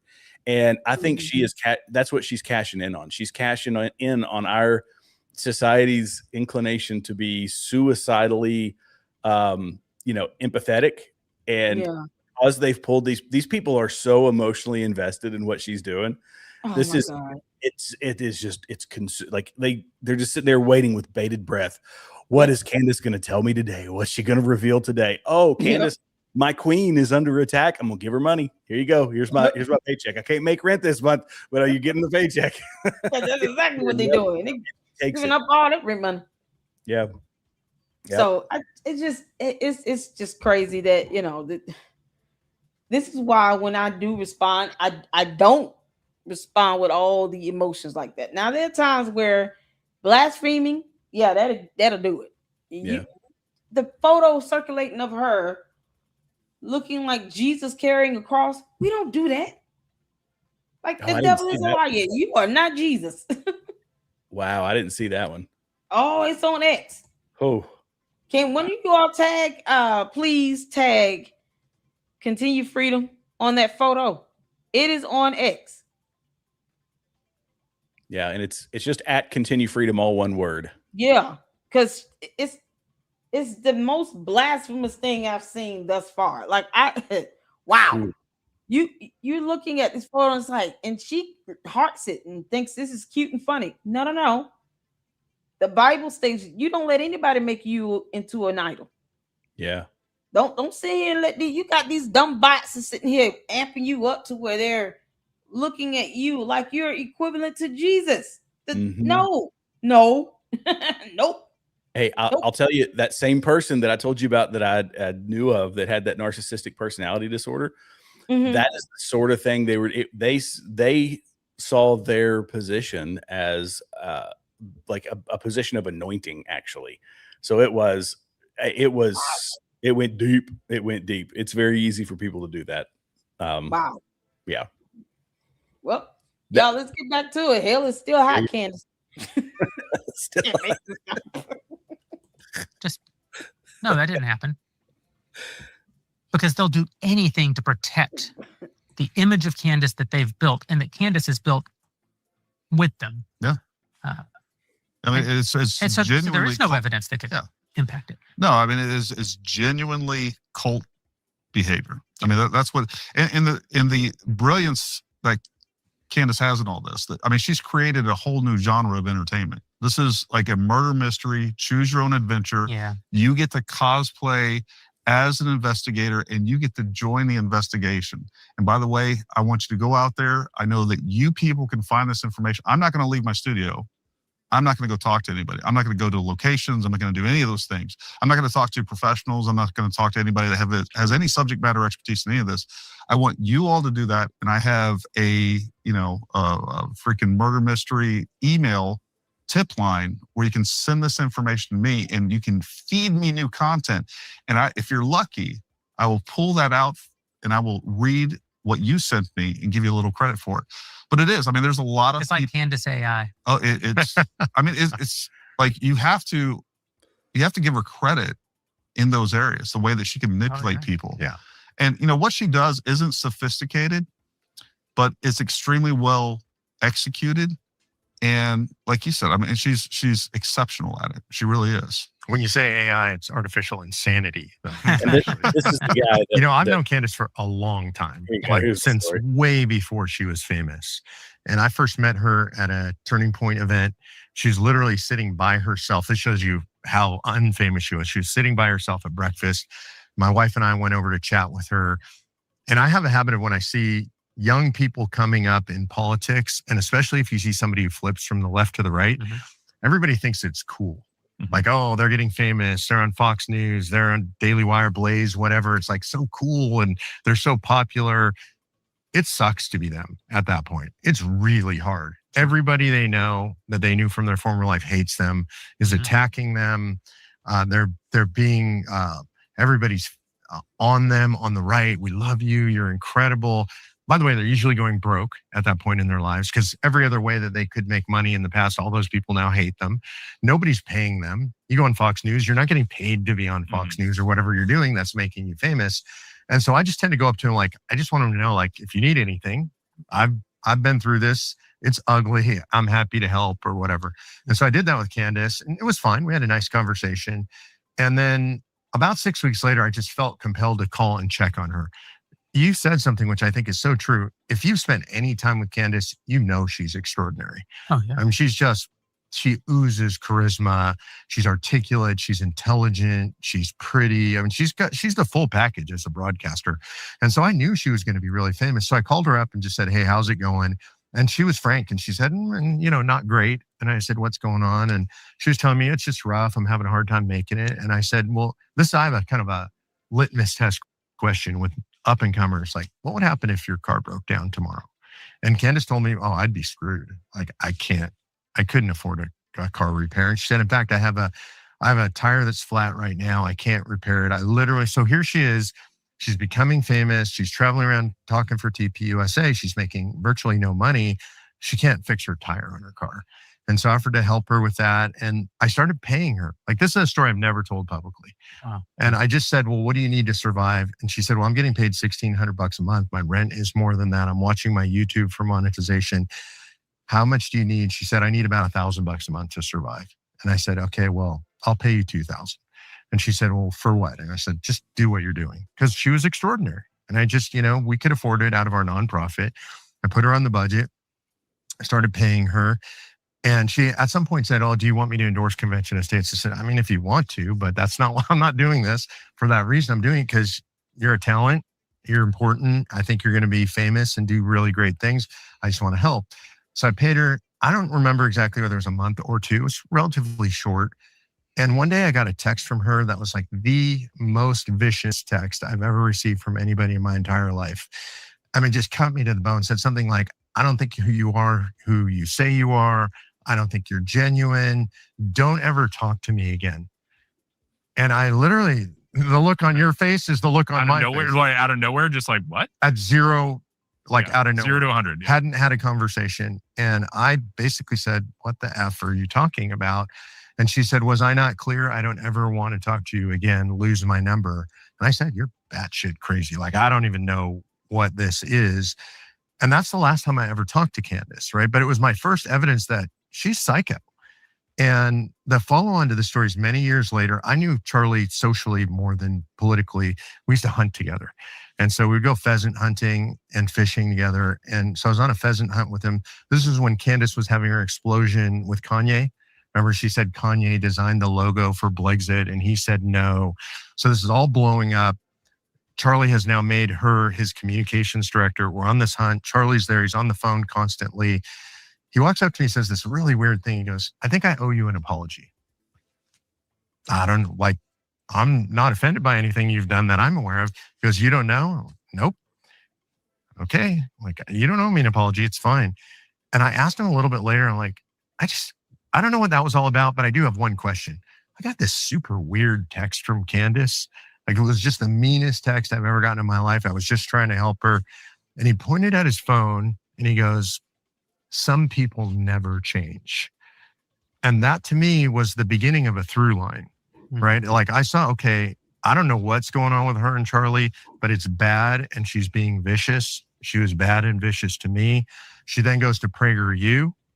And I kind of tried to warn the PragerU folks, like, can't tell you exactly what's going to happen, but it's probably not going to be good. She leaves PragerU. I get told by folks at PragerU, pretty ugly. She ends up at Daily Wire. I'm like, oh my God, my friends at DW. This is so bad. Obviously, it goes poorly. There is a through line from the day I met her that she is a vicious, psychotic person. Wow. Crazy, right? Wow. Yeah. Ooh. Crazy. Vicious, psychotic. Uh-huh. Tell us what you really think, buddy. I think oh my God, go ahead. Ooh. Can you look at that video and see what his name was? Because it's killing me that I can't remember what it was. I won't be able to sleep tonight. Of course, I can look it up after the show. Oh, you good? Is it Mark Meckler? Mark Meckler, that's the one. Yeah, okay. Michael Malice is the one. He's the anarchist guy. He's a different dude. Michael Malice is. That's. Mark Meckler. Yeah, he's got a thing. Convention of the states. He's trying to do that whole convention of the states thing for. Well, that's a long story, but anyway, yeah, it was interesting to hear him give that account, and when you couple that with. Wow. Some of the softer language that TPUSA uses about the whole situation, and what Tim Pool says that he saw, Mark Meckler was pretty, just not really holding anything back about his experience with her. This is wow. I wish Daily Wire would have took heed. Like I said, I didn't follow her like that or everywhere she worked. But when you have people that high ranking in these organizations that can all say the same thing about you, that's called consistency. That's not something you fake. Nope. That's who you are. It's just that simple. Yeah, exactly. Yeah. It's this pattern. And when things don't go your way, you become vicious and psychotic. Like, that is so extreme. This is why I'm like, she definitely needs to get many, many, many psychiatric evaluations done, because that's not normal. Going from one extreme to another, like, to go from this man is giving you $2,000 a month, tax-free, perhaps, to live, and all you have to do is what? Talk, speak, and out of nowhere, it's like a whole nother personality takes place. Mm-hmm. That's the sign of someone with some sort of schizo, multiple personality type disorder. And we all know she's a narcissist. Oh, yeah. Candace does not care about being hypocritical or about lying. Those are the things that narcissists do not care about. They could care less that they're being hypocritical. Hypocrisy is just lying, except you're trying to cover it up and be deceptive with it. So narcissists don't care about it. And now we're at a point where we're seeing this 6 million bot army or whatever she call it, mommy slews that are impersonating investigators, breaking federal laws up here, going after people. If even if you're giving constructive criticism, now you're going to be subjected to that type of response. And this is the coach she's created. Yeah. And they're motivated. You know, you give somebody a keyboard, no accountability, and a big gulp full of Chardonnay, and they go to town. That's what they're doing. They're absolutely doing it. You know, I thought it was interesting. He talked about her wanting to be Oprah. And this is something that I mentioned when she first got her Daily Wire show, from the set to her like trying to tone down. She started by trying to tone down some of her delivery. And even the logo, the C, you know, it was just Candace. That's all it was. It was just Candace. It was all branded almost identical to how they had branded Oprah. It was so obvious to me. And I said, they're trying to make this woman Oprah. That's what they're really trying to do. Yeah. And to hear that later on from Jeremy Boring saying, yeah, she just wanted to be Oprah. She was open about it. He said in the same interview, by the way, did you watch the Jeremy's Razors commercial? Do you remember those from the Daily Wire days when he was over there? No, I didn't. So, Daily Wire, he started a razor company, and it was because they were using some razor company that was a sponsor, and the company basically, I guess, backed out on them or said, we're not going to sponsor you anymore because you're conservative. And so in an act of defiance, he started his own razor company. It was called Jeremy's Razors. And there's a scene in the commercial, and he talked about this, where he drives up in a McLaren, and he gets out and he tosses his keys to somebody. And he said that was a dig at Candace, because her first day on the job, she came in and she just handed her keys to the first person she saw and walked in. And it was like just this air of superiority that she carried. And so he said, we actually put that in the commercial, and it was, I think, more or less a dig at Candace and her ego. She just handed her keys to somebody. To what car? Yeah, that's or a Range Rover or whatever it is she was driving. I could just envision her sauntering in, you know, and oh my God, tossing her keys to some random intern working at the Daily Wire. Yeah, okay. Yeah. Toss some keys to me if you want to. This car is not coming back. Man. The arrogance. And that's what part of what the young lady we were watching yesterday. Can you recall her name? It was a Facebook clip video that I was sent.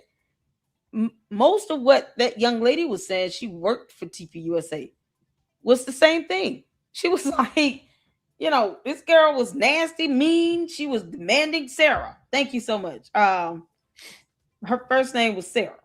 Okay. And she worked at TPUSA, and she was like, this girl was mean and nasty, you know, and she attended UVU.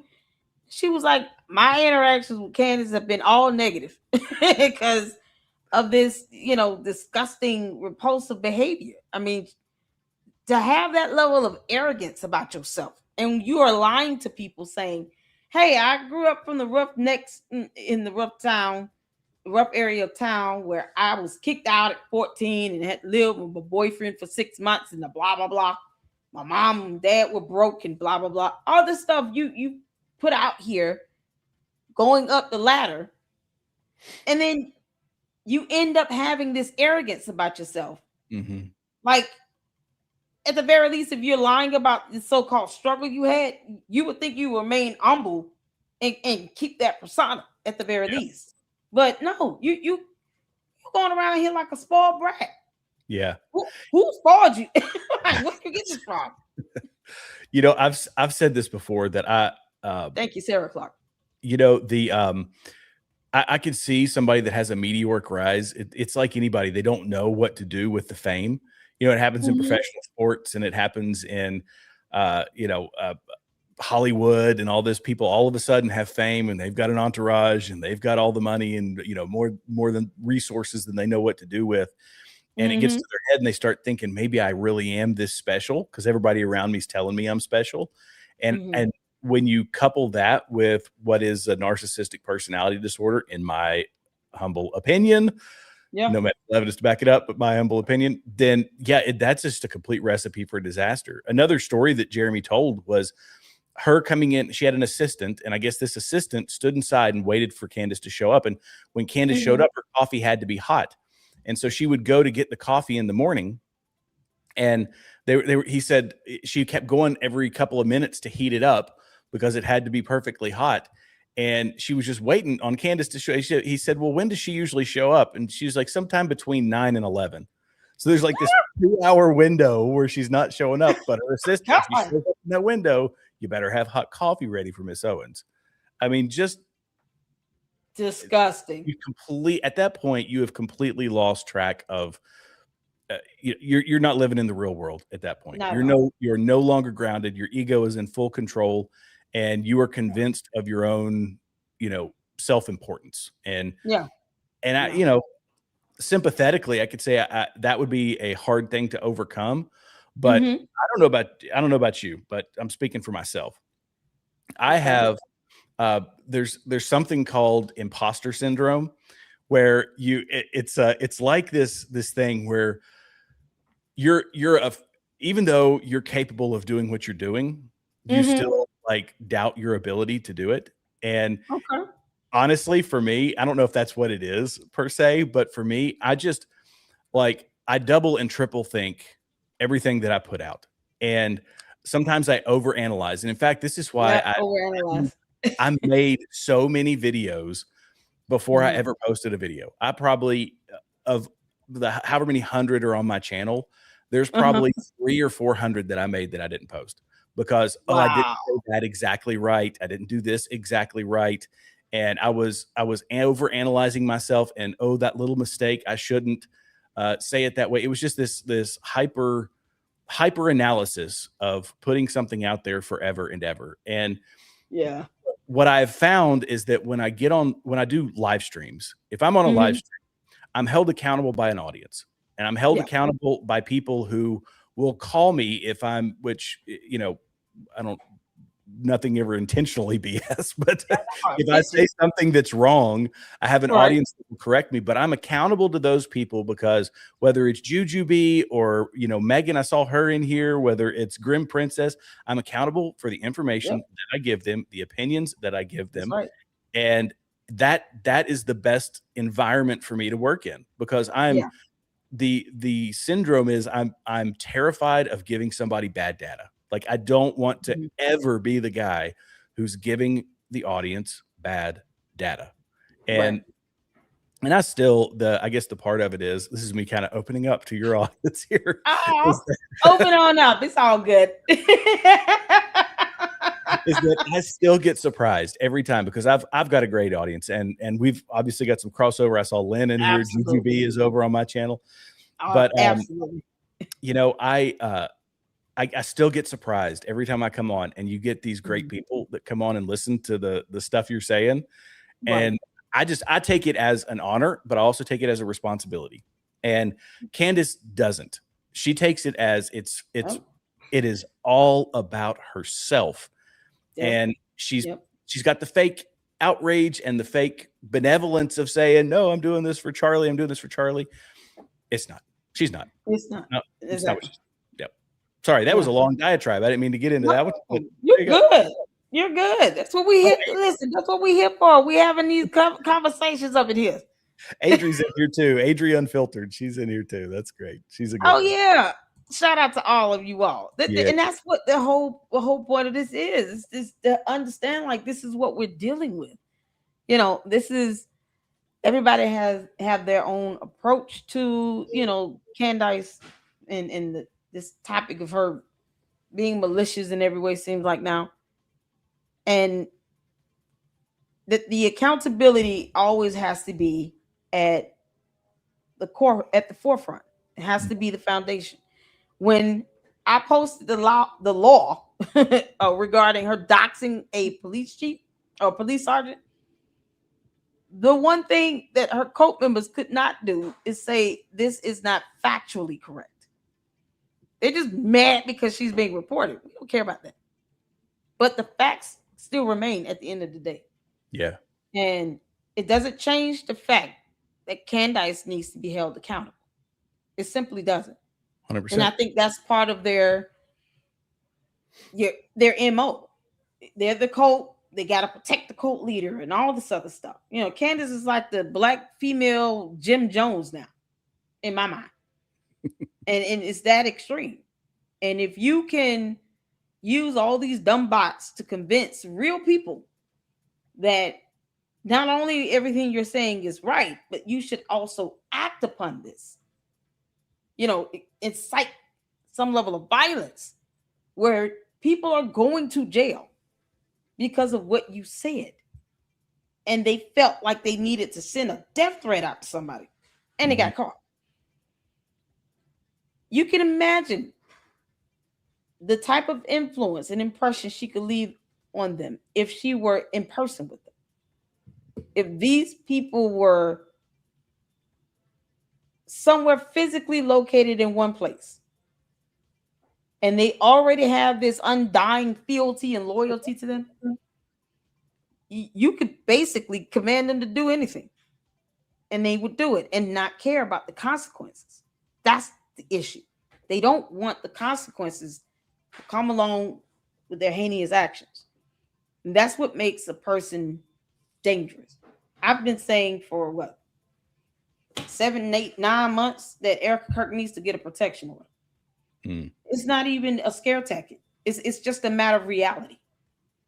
And if she's already had to face the idea of something happening to her at UGA that caused her to have to cancel, their response to that, Candace and her co responded with anger. They were irritated. They were mad. How dare you cancel this event? Now, blah, blah, blah.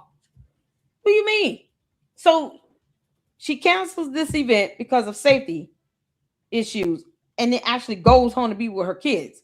But then when she goes to White House Correspondents' Dinner, why was she out there anyway? She should have been home with her kids. But look what happened. She canceled because of security concerns. And then the moment she goes back out to the public, which is at this White House Correspondents' Dinner, an open shooter comes in. Mm-hmm. And you get now this, it's almost like, what are they planning? It's like they almost set her up, and they're disappointed that she thwarted their plans by canceling the event. And when we sit down logically and we see what's happening, because I see through Candace, scaring, putting it past me. It's almost like I wouldn't be shocked if she, had to stand before a judge and it was proven with evidence that she had a hand in all of this. That wouldn't shock me. Because why would you go out your way to, at the very least, put people like this in this level of danger? To be a threat to someone that has two minor children. Mm-hmm. If you don't feel like it's going to somehow benefit you or be worth it for you in the end, what are you getting out of this? You making whatever money, but you're about to start going to court because you're being sued. So how well are you going to be able to hold on to that? What is the true vindication in this? Because that's how she's behaving. She's behaving like a scorned woman on the path to vindication. And for what? What are you expecting? So if people are going to jail around you, don't you think it's only a matter of time? Because these people are going to jail because of what you're saying. And they're giving death threats out to people. They're not doing anything else. They're not trying to have debates. They're not trying to come together to be reasonable about any of this. They believe whatever she says, even though they could read and research. Not even the law. They won't do it. But what is her end goal with this? Seeing the consequences of all of that. This girl will catch a lawsuit and then get mad because she's being sued. But still will not change course. Now we're on 2 lawsuits, maybe 3. And if TPUSA go in 4, that's not including people who had to relocate. We had Joshua Carr here a couple months back, where he knows at least 2 people that had to relocate. Wow. Because she put them out there. And they lived near UVU. They had the whole community, people looking for them. It's almost like they had to go into hiding. And for what? People have to uproot their lives because of the danger and the threat that she put people in. And for what? So for me personally, I feel like, looking at her pattern of behavior and the way she's handling this whole situation and the backlash is coming with this. I mean, the death threats, putting Erica Kirk's safety in danger. Why put anything past someone like her? And like I said, I do watch true crime, a lot of true crime. And I think one of the things that most people get stumped at is when you see somebody like a Candace, and then when something major happens, people are like, oh man, I didn't know she was capable of doing that. I can't believe it. She went in and took out the whole household. And I'm sitting back like, I saw the signs. Mm-hmm. I don't owe her the benefit of the doubt. And I see what the extent, the button she's willing to push and how far she's truly willing to go, even by proxy through her cult members, where they're people sitting in jail. They're giving up their liberty and freedom for this. It is classic cult-like behavior, cult-like personality with her, the narcissism. Mm-hmm. You all said in the chat, the narcissistic personality disorder on steroids with impunity. Now you're doing this with you don't think you're supposed to suffer consequences. You're believing that you're above the rule of law. What's really keeping her at bay here at this point? That's how, and I see that each day it's like worse and worse and worse and worse. What's truly keeping her at bay at this point? It's almost like a loose cannon. We're just expecting her to explode at some point. What do you think is going to happen when that does? Give me your thoughts on that. I think she separates herself. This is another thing that can happen on the internet is when you really don't care, you're just in it for, like you say, I don't really know what her end state is. It's like, where does it end? When does it end? How does it end? I don't know. I think she knows that there's going to be a trial for a long time, it's a long time before we get to actual trial. She can milk this cash cow for as long as she possibly can. She can build whatever audience she possibly can. I think some people are going to catch on to the grift. If enough of us are talking about it, people are going to start saying, all right, now it's just getting loony and I'm out of this.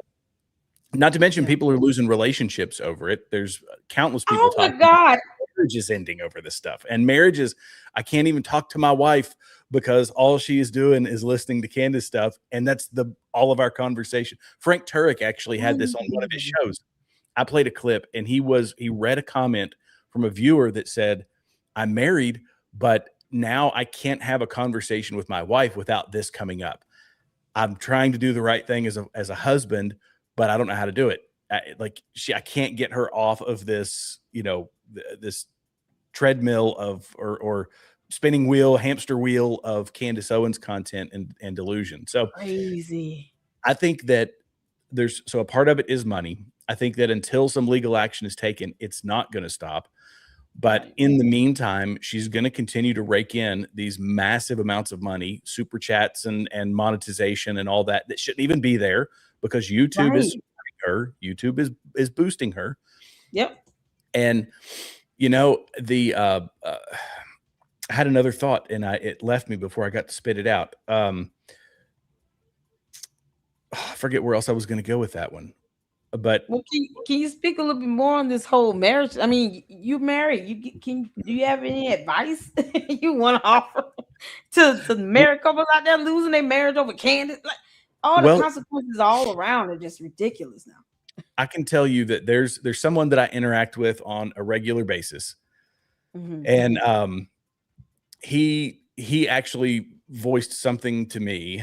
He's not my generation, but he voiced it to me. We kind of talked to each other on a regular basis. We pray together and things like that. And he said that his wife was actually getting involved in this sort of stuff.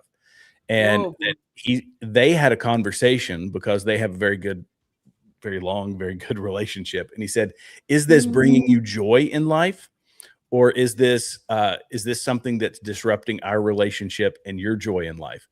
And after that conversation, it was, no, I'm stepping away. But that was because, he kind of took charge of the situation and said, no, we're not letting this become a thing for us. Right.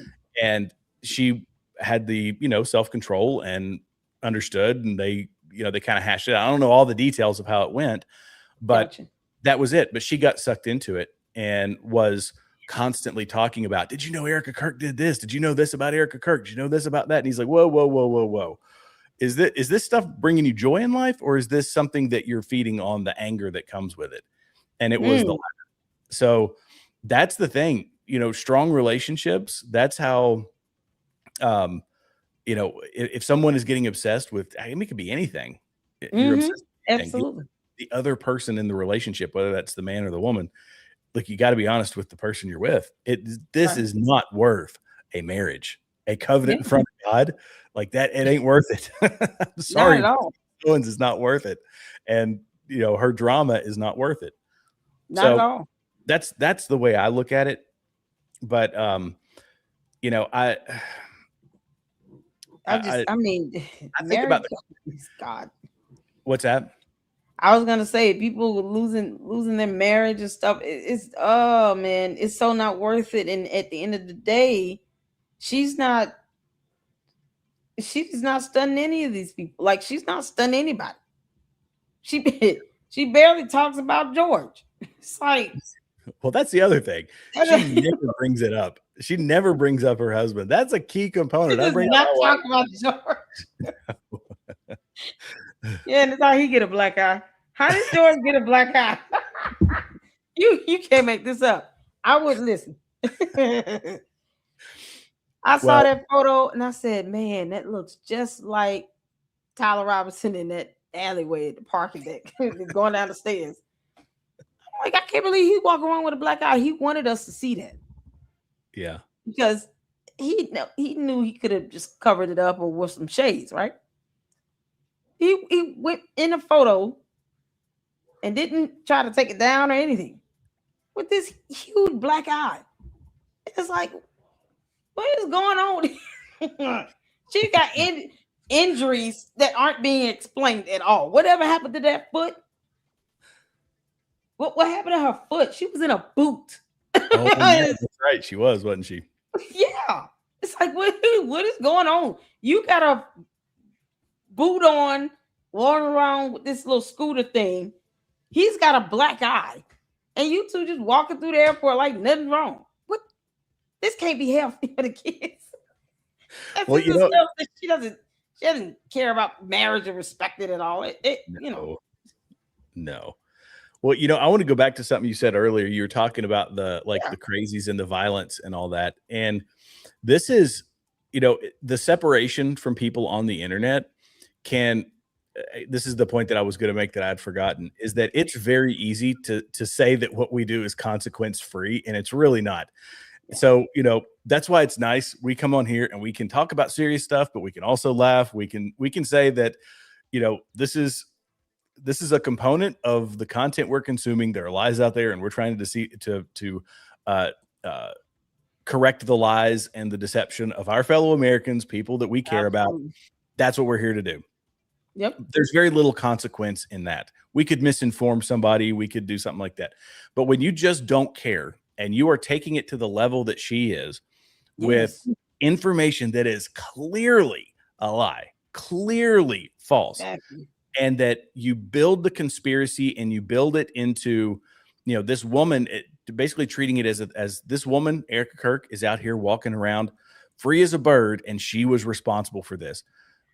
Brian Harpole is walking out here free as a bird, and he is responsible for this. And all of this anger that I have put in you, this is me talking as Candace, I've put all this anger in you. Here's the people. You want to know why she wants to know where Erica is at any given time? It's because that can be broadcast over the internet, and she can say it consequence free, because just like when they radicalize people politically, they say, look, it's just political talk. Politics is rough stuff.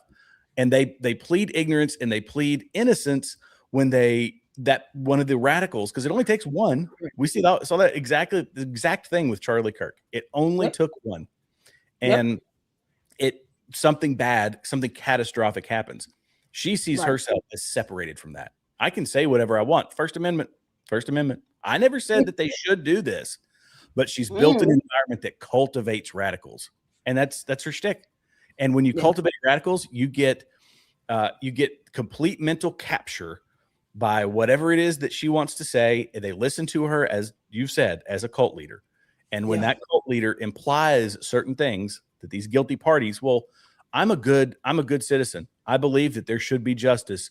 And so I'm going to go out here and take justice into my own hands.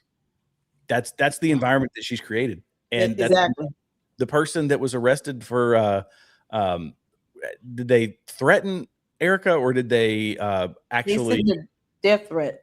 Yeah. And they got arrested for it. It's because it's a crime. I mean, it's a crime to send death threats. You cannot send death threats and say that's free speech. No, it's not. Nope. And the 6 million dumb bots she have that refuse to read laws are not going to help you in court. And that's what, at the end of the day, overall, what's being missed here. Candace will not hire you an attorney. She will not pay your mortgage or rent. She will not pay your bills or buy you groceries or food or nothing. She has no sway in your household. These same people, meanwhile, are sending her their rent money. And she's using it to just stack it. She doesn't need help with attorney's fees. She's a multimillionaire. But these 2 lawsuits she brought them on herself. Meanwhile, she doesn't care that any of these people are roaming the earth.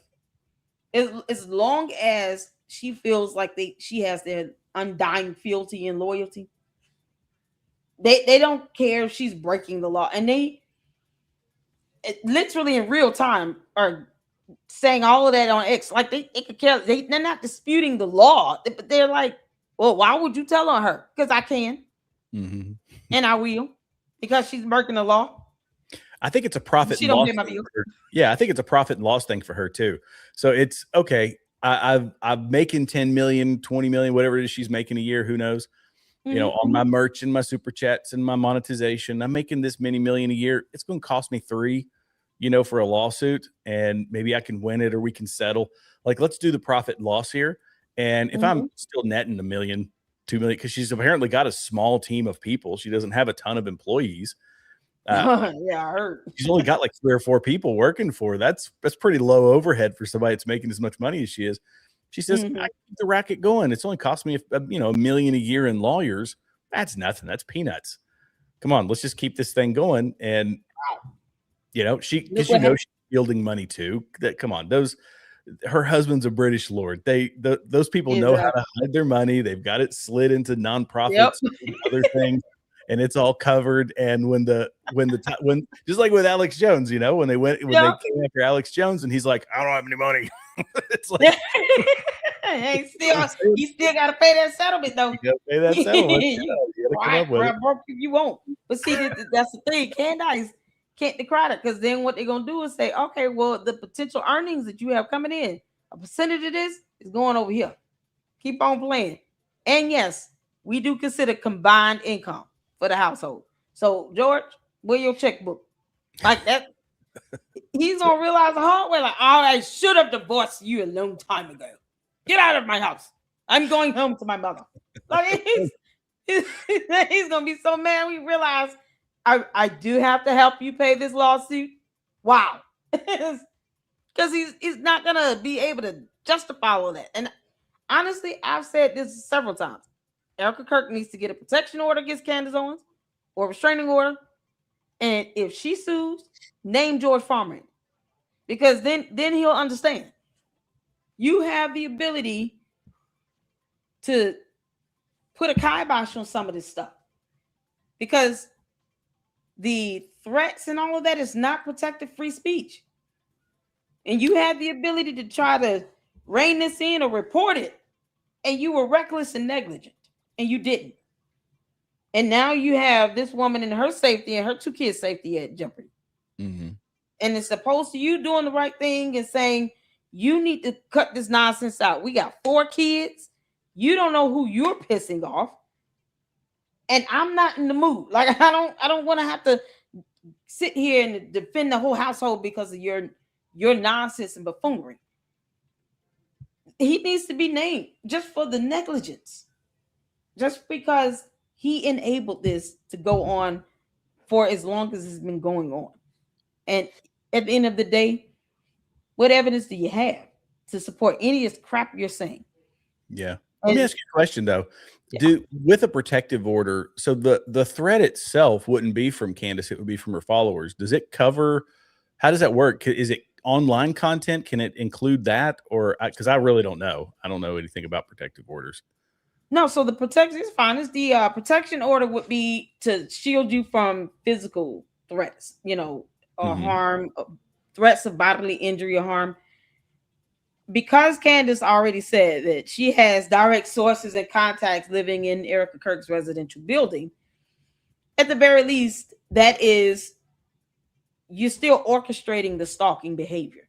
Okay. Because who says that? Like me saying I have 2 people living on your street, always watching and listening everywhere you go. You'd be like, so you're stalking me. Like that's because that's what that comes out to be. This unwanted, attention that no one needs and no one asks for, and Erica Kirk deserves the right to live in peace. The restraining order or an injunction for harassment would be for the social media, the videos, the verbal. Because that's mainly where this is stemming off from. So I say that she should get a physical, like a protection order, because she's received death threats. And that's what the law states. When you're starting to get death threats for someone that wants to do bodily injury and harm to you, that is going into, that speaks to what stalking is. And in the state of Arizona where she lives, it's a class 3 or class 5 felony. So let's say there are 2 people living in her building. They're communicating with Candace. She'll be held accountable because she's orchestrating and directing the stalking behavior. She's aiding in that. Whether she physically is there or not is irrelevant. She could still get hit with charges and be held legally liable with a lawsuit. Now, the 2 people living in the building would be named for the protection order because they are physically located there. And if they are actively stalking her, then they can get hit with that. And if they violate it, they go to jail. So I just, and it's another protective measure for her, because at the end of the day, if Candace violates a court order, she will be held in contempt. And she will go to jail. And depending on what it is that, the violation itself, that's where it becomes criminal. So with the restraining order, that's typically considered a civil matter. But if she violates it, now it becomes criminal. They can have her locked up. And this is what she's willing to risk. And I'm just like, okay, cool. We'll just keep reporting you to the police and to the FBI, because you have no reason to do that. There is absolutely no reason for anyone to ever say, yeah, obviously I have direct sources and contacts living in her residential building. What do you mean? That's the craziest thing ever. No one says that. No one needs to say that. But, I'm gonna be honest. I feel like she's been stalking this whole time, like for years. For however long Charlie and Erica Kirk lived there, she's probably been stalking them since then. I wouldn't put that past her. That's just how I feel about it. Because if she's psycho enough to say that, she's certainly psycho enough to have stalked and kept up this behavior. When she's doxing for almost 8 years plus, she'll do anything else. And she doesn't care about the fact that it's harassment and you're inciting violence. You're causing people to have death threats sent their way. When that happens, that's not protected speech. That's not journalism. That's not First Amendment rights. That's not reporting anything. That is illegal. And so hopefully Erica Kirk gets that done, because I don't put anything past Candace at this point. I feel like if Candace were to see that girl, she probably would physically do something to her.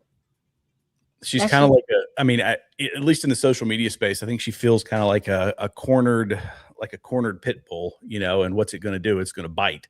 So she doesn't know how to tone down. All she knows how to do is escalate. And that's what she keeps doing, is just escalate and escalate. And until something is done, it's just, it's not going to stop. Like this is the world we're in right now. But I feel like we're doing the right thing by bringing it up and by highlighting and the way you do it with a smile, like it's even better. It's Mala time, okay? Mala time. It's Mala time. That's right. My goodness. It's Mala time. We always have to end out on some laughter or something. Yeah, oh my goodness. You gotta bring in the smiles. I wanna because we hitting 2 hours. I've enjoyed this. I've enjoyed it too. I hope you have. Absolutely. I'm having a good time. Are you all having a great time in the chat? They said Gary is live at the same time. Y'all know I can listen. Yeah. How dare he? Gary, I said, what's up? The audacity. Can you believe that? The audacity of that man. Can't believe him. Oh my goodness. So we got to catch the replay on Gary, because we got I think he has Eda Marie over there hanging out with him. And oh my goodness, she is hilarious. Hilarious. So the biker chick, what's it called? Isn't that her? The biker chick thing is her, isn't it? Yes. Yeah. The Candyland biker babe. I was like, this is the best way to troll Candace and her whole coat. Is this the comedy of it all? It reminds me of, and I told her this a while back. This reminds me of Mad TV. Just comedic gold. And I said, girl, if you continue this, you will go a long way. This character itself can be its own persona. So now she's got the Candyland Biker Babe YouTube channel and X account. With that character. I told her, I said, girl, that character alone will take you far. It was, oh my God, such a blast doing one of the anger management sessions with her. The first one she did, and then I think Milk Bar is done the second. And then of course she sends out these little cease and desist videos, just absolute comedic gold. Comedic gold. So I do want to end on that note, if I can. If you got any other finalized statements, any other thoughts you want to leave, the gentlemen in the LLC, married couples, don't let Candace cause you to get a divorce, because she won't. Any other things you want to make note? No, not really. I feel like we covered it all. I've enjoyed this. This has been so much fun. It's such a welcome reprieve. A lot of times on my show, I'm very serious. I try to do some light stuff, but it's just so easy with you. It's so much fun. I enjoyed it. And I appreciate you having me on. And it's great. It's great. Absolutely. And you got to come back now, because I tell all our guests this.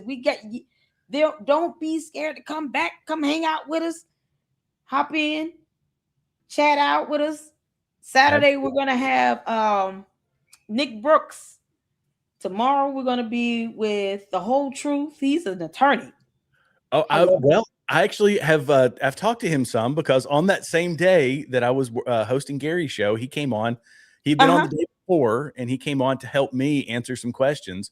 So yeah, Gil is his name. He's good. He's a good dude. So, yeah. Fantastic. Okay. Oh man, I'm excited. He reached out, and I was like, yes, come on in here. You an attorney? I love speaking with attorneys, because I'm not an attorney, but what I am is a connoisseur of reading laws. And I love getting the legal perspective from those who are lawyers or attorneys, because they study and they know.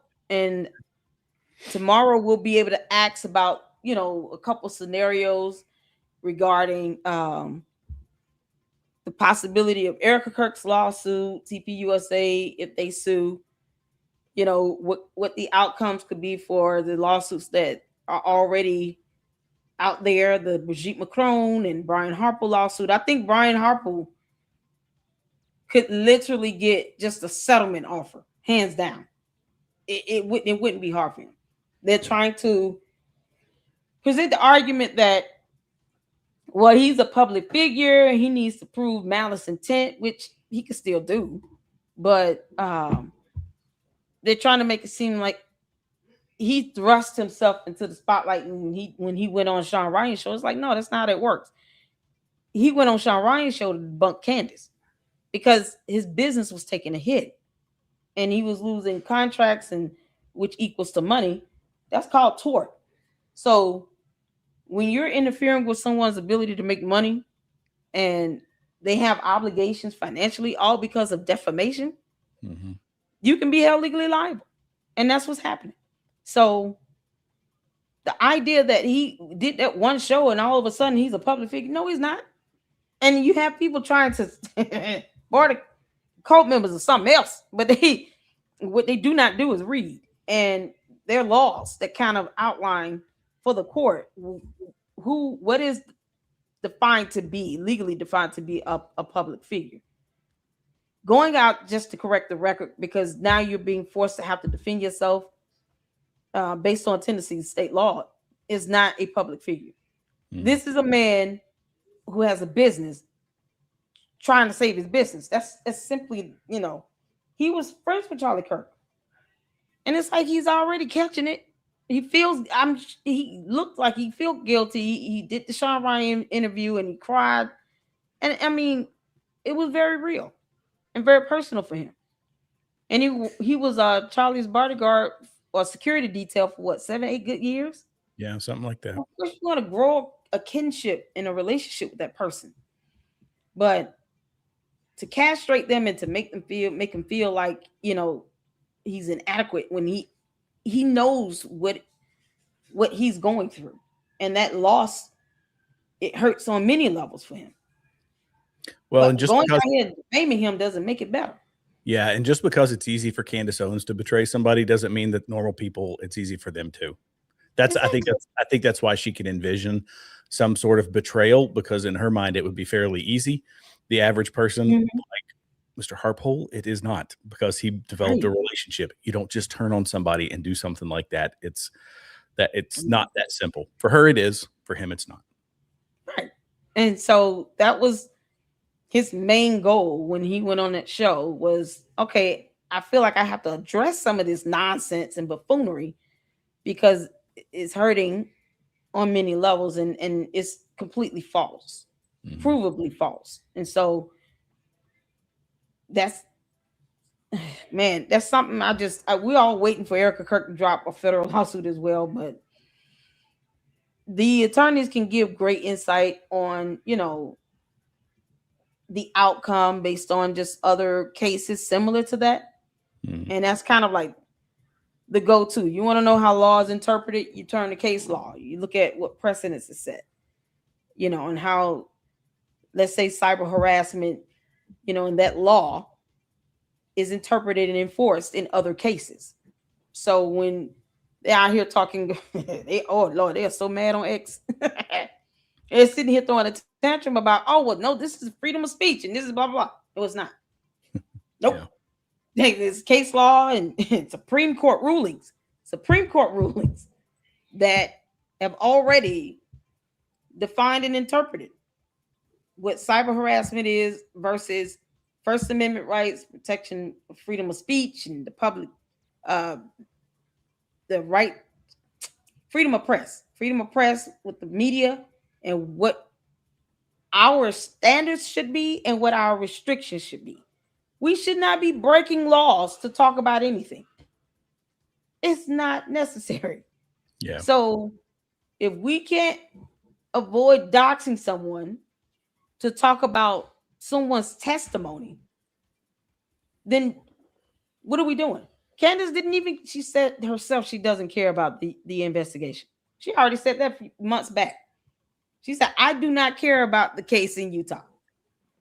Got it. So why are you sitting here trying to throw water on it and question the evidence in it if you don't care about it overall? You've already put it out there that you don't care. So now you are sitting here getting to a point where it's like you're trying to intentionally taint the jury selection, creating such a bias about this evidence that's been admitted to where it's like, I don't know if they will be able to avoid asking the jurors, hey, have any of you watched Candace Owens? Because if you watch her show, get out. We're not in the mood. Like, it's going to be hard for them to avoid asking that. Yeah. It unbelievable. So Candace, you want to be Oprah, but you're not. Keep trying, dumb girl. So if you guys make sure you all check out Continue Freedom's YouTube channel and all his great content. We got to end it with some laughter. Let me pull a Edie Marie. Oh, there you go. Oh yeah. We gotta go there, y'all. I wonder, did she put all her videos? I know she started her Candyland Biker Babe channel. I went over there after I saw it. I think there were only like a couple over there. So she hadn't posted a ton. Oh, she hasn't posted a ton. Okay, cool. Oh my goodness. Which ones have you not seen? Let me ask that. Which ones have you not seen? She's got many. I don't know. Oh Lord. Just pick one. Have you seen all of them? Pick one. No matter. Okay. Oh man. I haven't seen that one. No. Oh my, I love that new. Oh, hold on. Let me let me save it to my thing because I hate to view when it's these YouTube shorts like that. No. Okay. Because we want to have full view. There we go. Make sure you guys go check out Edie Marie. Show her some love and support over there. Make sure you hit the like button and subscribe. Oh man, I'm so ready for this. All right, let's get to it, y'all. Hit the 4 when you can see in here. Let's go. Oh my, I love that new whole music. Oh God, oh my goodness. Sometimes I call in just so I can. Do you? Come on, go back that thing up, or should I push up on it? Okay, go ahead with your tip, please. Hey, Rhonda. Yes, baby. Hey, do you I'm mind mess. coming to help me with my rod? Here, it fell out again. Okay. Please, I got a lead on hold. Oh, was it shook? Is it got shook now? No, it's about Tupac.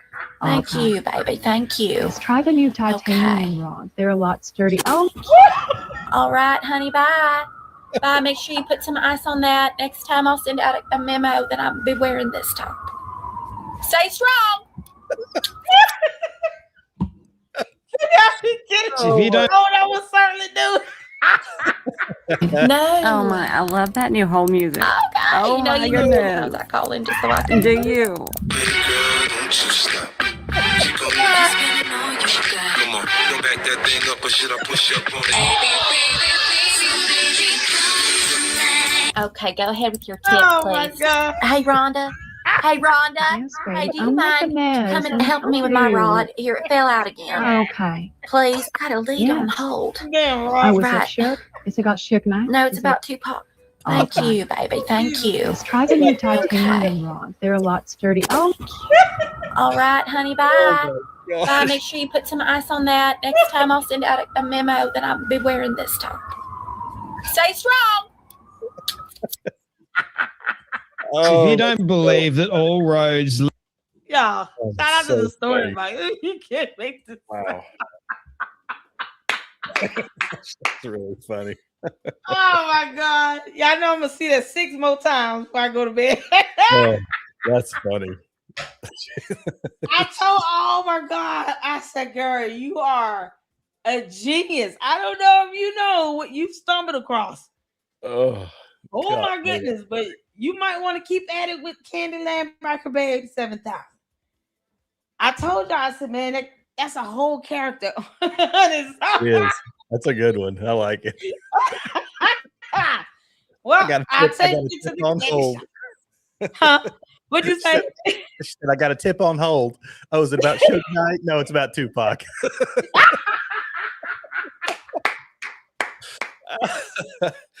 Oh my God! I was done at the candy shop song.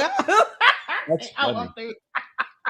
Wow. That was too good. Thank y'all so much, man. We got to get the supers in. I want to thank you for hanging out with me here in the LLC. It has been an absolute honor.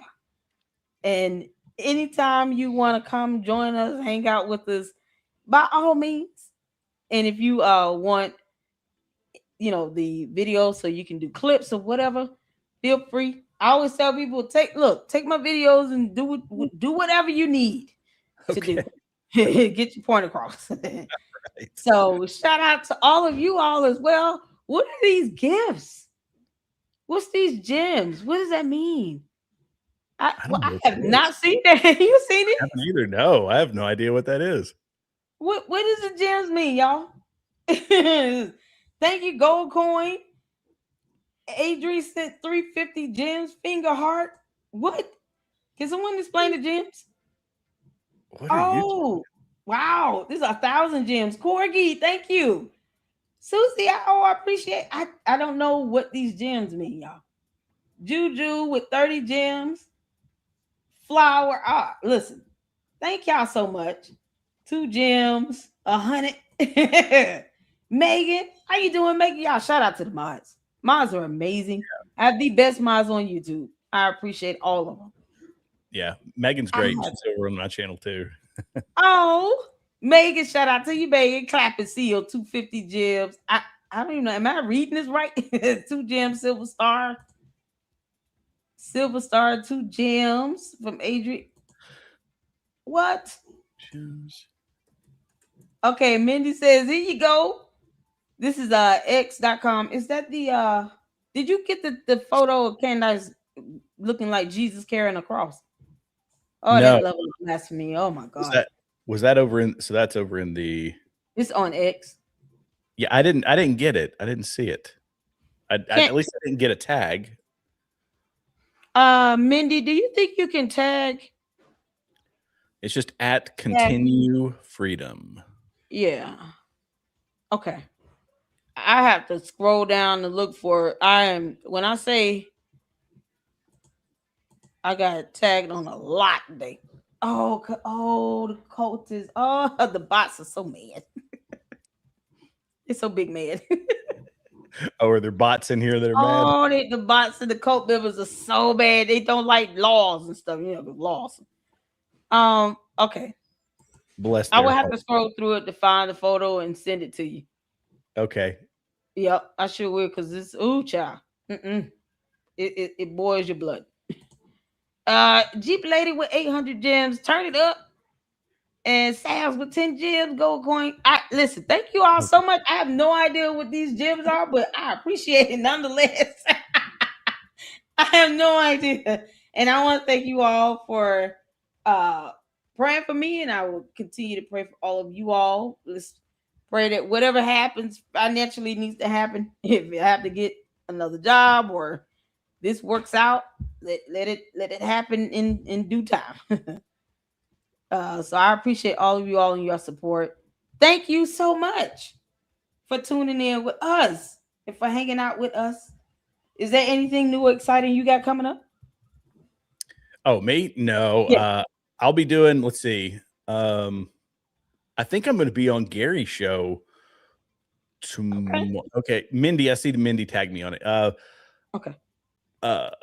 Here in the next day or two, I don't know. I need to look and see. So I've got that. I'll be doing my usual live streams probably for the rest of the week. So starting tomorrow. So I'll do Thursday, Friday, Saturday this week. And yeah, tune in.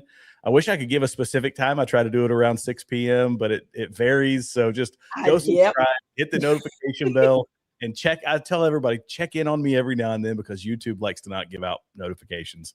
You know how that goes. Exactly. Yeah, that happens with me too.